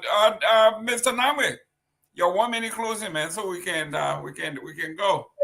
Well, they call it the drive. They drive, Robert. The drive. Yeah, the drive. Yeah. Yeah. Go on the page of the drive right now. Everything is deleted. He deleted it once they won the election that night. You see what the man doing? No, Ben Sanvee said the University of Florida beat Duke University. They may have never recovered. He don't come no more. Send University of Florida beat Duke. We dragged them, and then we won the championship. He ain't come. He has not recovered from that beating. Serious beating. Let's go now. We're close. So you started with the show gloating about the club championship that's coming to Miami. That's right. The World Cup 2026 is coming to the U.S. and some of the games are going to be played in Jersey, in Philadelphia, and North Jersey. You bet. Wow. I am going to go to a couple of those games just so you know that you're not going to be the only one enjoying soccer. But listen, great show tonight. The Dylan factor. I think a lot of us had a lot of expectation. Yes, he's a human, but I think he's just made too many unforced errors, and so he's turning out to be inconsistent, unreliable, unpredictable. And I think as a politician, those are the currencies you trade in, reliability, the ability to inspire trust and confidence. I think he's falling short on those. So he still has time to redeem himself, but hopefully he will do so in time. I think going on the class reloaded, I think it's going to prove to be an albatross around his neck, but we'll see what happens. We didn't have a chance the last time we talked about this thing with Musa Ability and the government of Liberia. I hope you can invite him on to come and explain to us, what is this thing with the tank farm, the China Union, and the government of Liberia? I think this is something that is like a town trap. It's not only for ride alone. I think if one rat falls into it, the rest of us should take notice. I think this is an attempt to muscle a private businessman out of his business all of us here, we do some kind of business or the other in Liberia. It may be not at the skill as most ability, but notwithstanding, we all go in there and do a little something. I don't understand an agreement between China and Union. It took 3 high-profile government actors to summon these people to a meeting. Managing director of LPRC, the Minister of Mines, Lands, and Minister of Justice, all signing one letter. If that is not flexing of the muscle, I don't know what is. So I understand he's going to court. I hope the platform will extend an invitation to him to come. I think people are interested in listening to what he has to say about this. This has nothing to do with the CMC. I think CMC will do well with or without a tank farm. So, but I think this is bad omen for business in Liberia, and it is one of the reasons I think why people are going to different locations when they have to choose between making business in Liberia and elsewhere. So thank you again for the show. Let's do it again tomorrow. Thank you, Robert. I mean, always a great show. Always great to be on when I can. Yeah, there will be a few games at the Mercedes-Benz Stadium in. That stadium is state of the art, man. That thing from the sky, when you look at that thing, is pretty. And I'm just 10 minutes away from the stadium, so there will be a few games, both for the Club World Cup and the World Cup next year, 2026. So I've already told my GMs and everyone else that whatever I need to do it from 5:30 a.m. To whenever time, because I will attend all those games. But we're hoping that Liberia can make the World Cup, because if Liberia do make the World Cup, I will lead I don't care what Joseph Boakai think about me. If they call for me to fly to Liberia and tell me as a president, I will lead the initiative for them to for one of our hotels to accommodate them, in the city. But it's always been a great show. I miss Liberia, so hopefully I'll be in Liberia hopefully soon. And to all the folks, I'll be in Liberia and I'll have my security. All I can say. Well, listen, ladies and gentlemen, either the end of June or first or Wait second. now, why you need security? What kind of bad thing you not do? I want to hear. The man related to Joseph Boakai. Okay, I don't know where you running from. There's a number. I just gotta move. I gotta move right now. I just gotta have. The man related to Joseph Boakai. Joseph Boakai, you have not done anything to anyone. Why you got bulletproof car? The car with the hash. They say when everything go where you can jump through. Can Joseph Boakai jump through the hash? Ladies and gentlemen, great show. Hopefully we'll be back tomorrow. Thank you for tuning in. If you ever thought about, I want you to go and check out the Class Reloaded, right? If that new girl in town, people go find her. She got beautiful hair, lipstick on her eye. But when you look closely, the eyelashes are fake. The hair is fake. The nails is fake. The B&B, the Brazilian body is implanted, it's fake. When you take all of that out, you got please preface your comment with they say. I don't want a wife getting you in trouble tonight. Oh yeah, they say that's correct. Okay, so ladies and gentlemen, we'll turn it over to the chief here, and then he will send us home. Very late. One of our colleagues' daughter, Professor Kennedy, his daughter today graduated. His second and youngest daughter, Jacqueline Kennedy, she earned her degree in legal studies at the University of Delaware with a 3.5 GPA. I want to say, Professor Kennedy, congratulations to Jacqueline and to your family. Yeah, it's a problem for anyone to see their child graduate. Right. And yes, and also our man Peabody is attending, or he representing one of our friend, Abba Mo, and Abba Mo's daughter is also out. He's their prom tonight, and he joined him there. Abraham Mo, and also another friend of ours, Yaya Wapo. They are all there tonight. They're all young girls graduating, and they're having their prom tonight. So that way, Peabody just talked to me. He's swallowing fufu there right now. I think having fun. On the show, bro. That's that. I wonder how much attention he's paying. Because he's over here typing in the chat. Yeah. Everybody said. Yeah. That's true. And so look, guys, like you said, they cash, they call it cash below there. They're not threat to nobody. And the single people know them. They're in the news. They're the one that they're running the government, and they have to kind of defend their paycheck, defend what they're doing. But as I said, we got 3 years to go. It'll come out, all what they're doing will come out on them, because there'll come a time that when you are accused of something, I was whether you have the face to go in class reload it. When you're near involving corruption or so, see whether you go there and what your colleagues will say. They say, well, my man, you can't go in that show now because you are inviting to us now. Or you can't go there, but you know. But they say when you guys invite other people, you say you embrace opposing views. Yes, we do. You know the argument they make. But in America, they got Fox News. Fox News is all Republican there.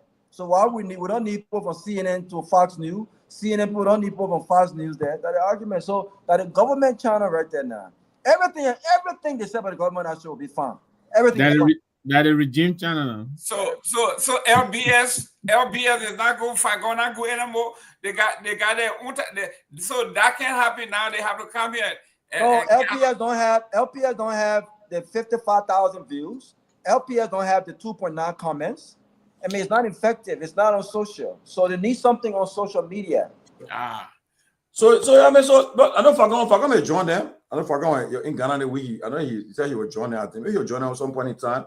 But again, it's not for me. I don't think it's a good idea what they're doing for themselves. I think what you want to do, you want to have independent other. Now, if you do a pro platform, come on now. Only you people will go there who benefit, they will be watching you.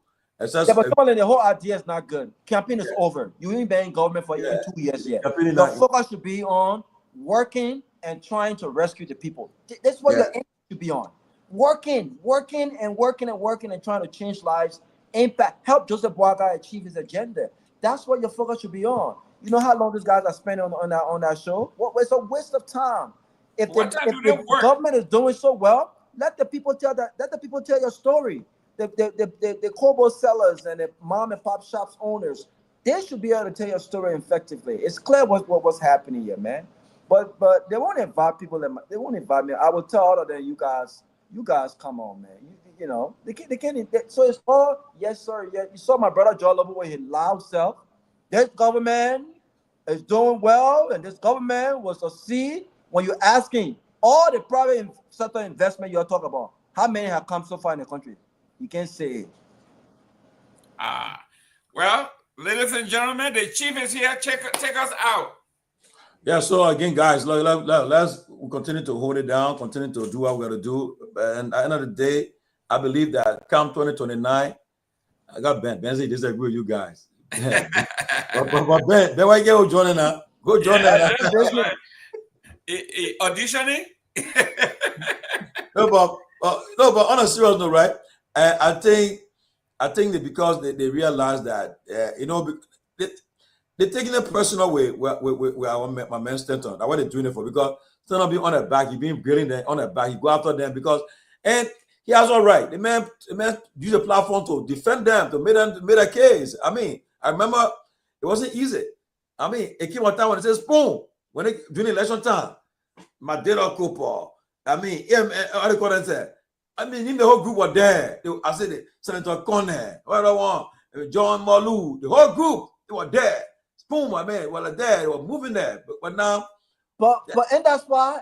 But I told you the strategy did not go as. When they realized that thing is no right now, send it, and but again, the strategy did not go as planned. Spoon is no longer talking on behalf of the government. So those guys. So tell what story? The story in the news already, Ben. But Ben Sanvee. What story they telling? Ben Sanvee, whose story they telling? If you as a father in your house, if you got to come and defend how well your kids are living, and your kids cannot defend how well you are making them live, what story you telling? You are telling your own story. You are interpreting your own story. The people who's supposed to feel the impact of the story you're telling are telling a different story. So who do you want us to believe? Your story or the people's story? It don't make sense. But the people that you want to lead, how many? You got no electricity, you got no internet capability. Who in Liberia in Nima County, in Bond County, okay, in River G, that will tune in. Where in the world you're going to tell me that people are tuning in? Do it true. They defend their salary. No, but I agree with Ben. What he didn't say was this, Mr. Nambe. They are telling their story. Their story is true. So when they're telling that story, he mean by that story. He mean by John Lofa is telling his story. How when he wake up in the morning, he drives the best car, he got securities, and he goes home to a safe house. Patrick Hunter is also telling his own story too. They're telling that story. The story we want to hear is the mom and pop story. The story we want to hear is the Kobo seller story. The small business owner stories, the University of Liberia graduate story. Are they getting jobs now? Right? Those are the stories we want to hear. We don't want to hear Patrick Horner's story. We don't want to hear Mo Ali's story. More than that, even if they were telling the stories based in fact, but I think already some of the stories are granted falsehood. I mean, some of the stories have been debunked all over the place. The CSA director came and made some assertion, and people are saying, it's not true. I mean, what impact you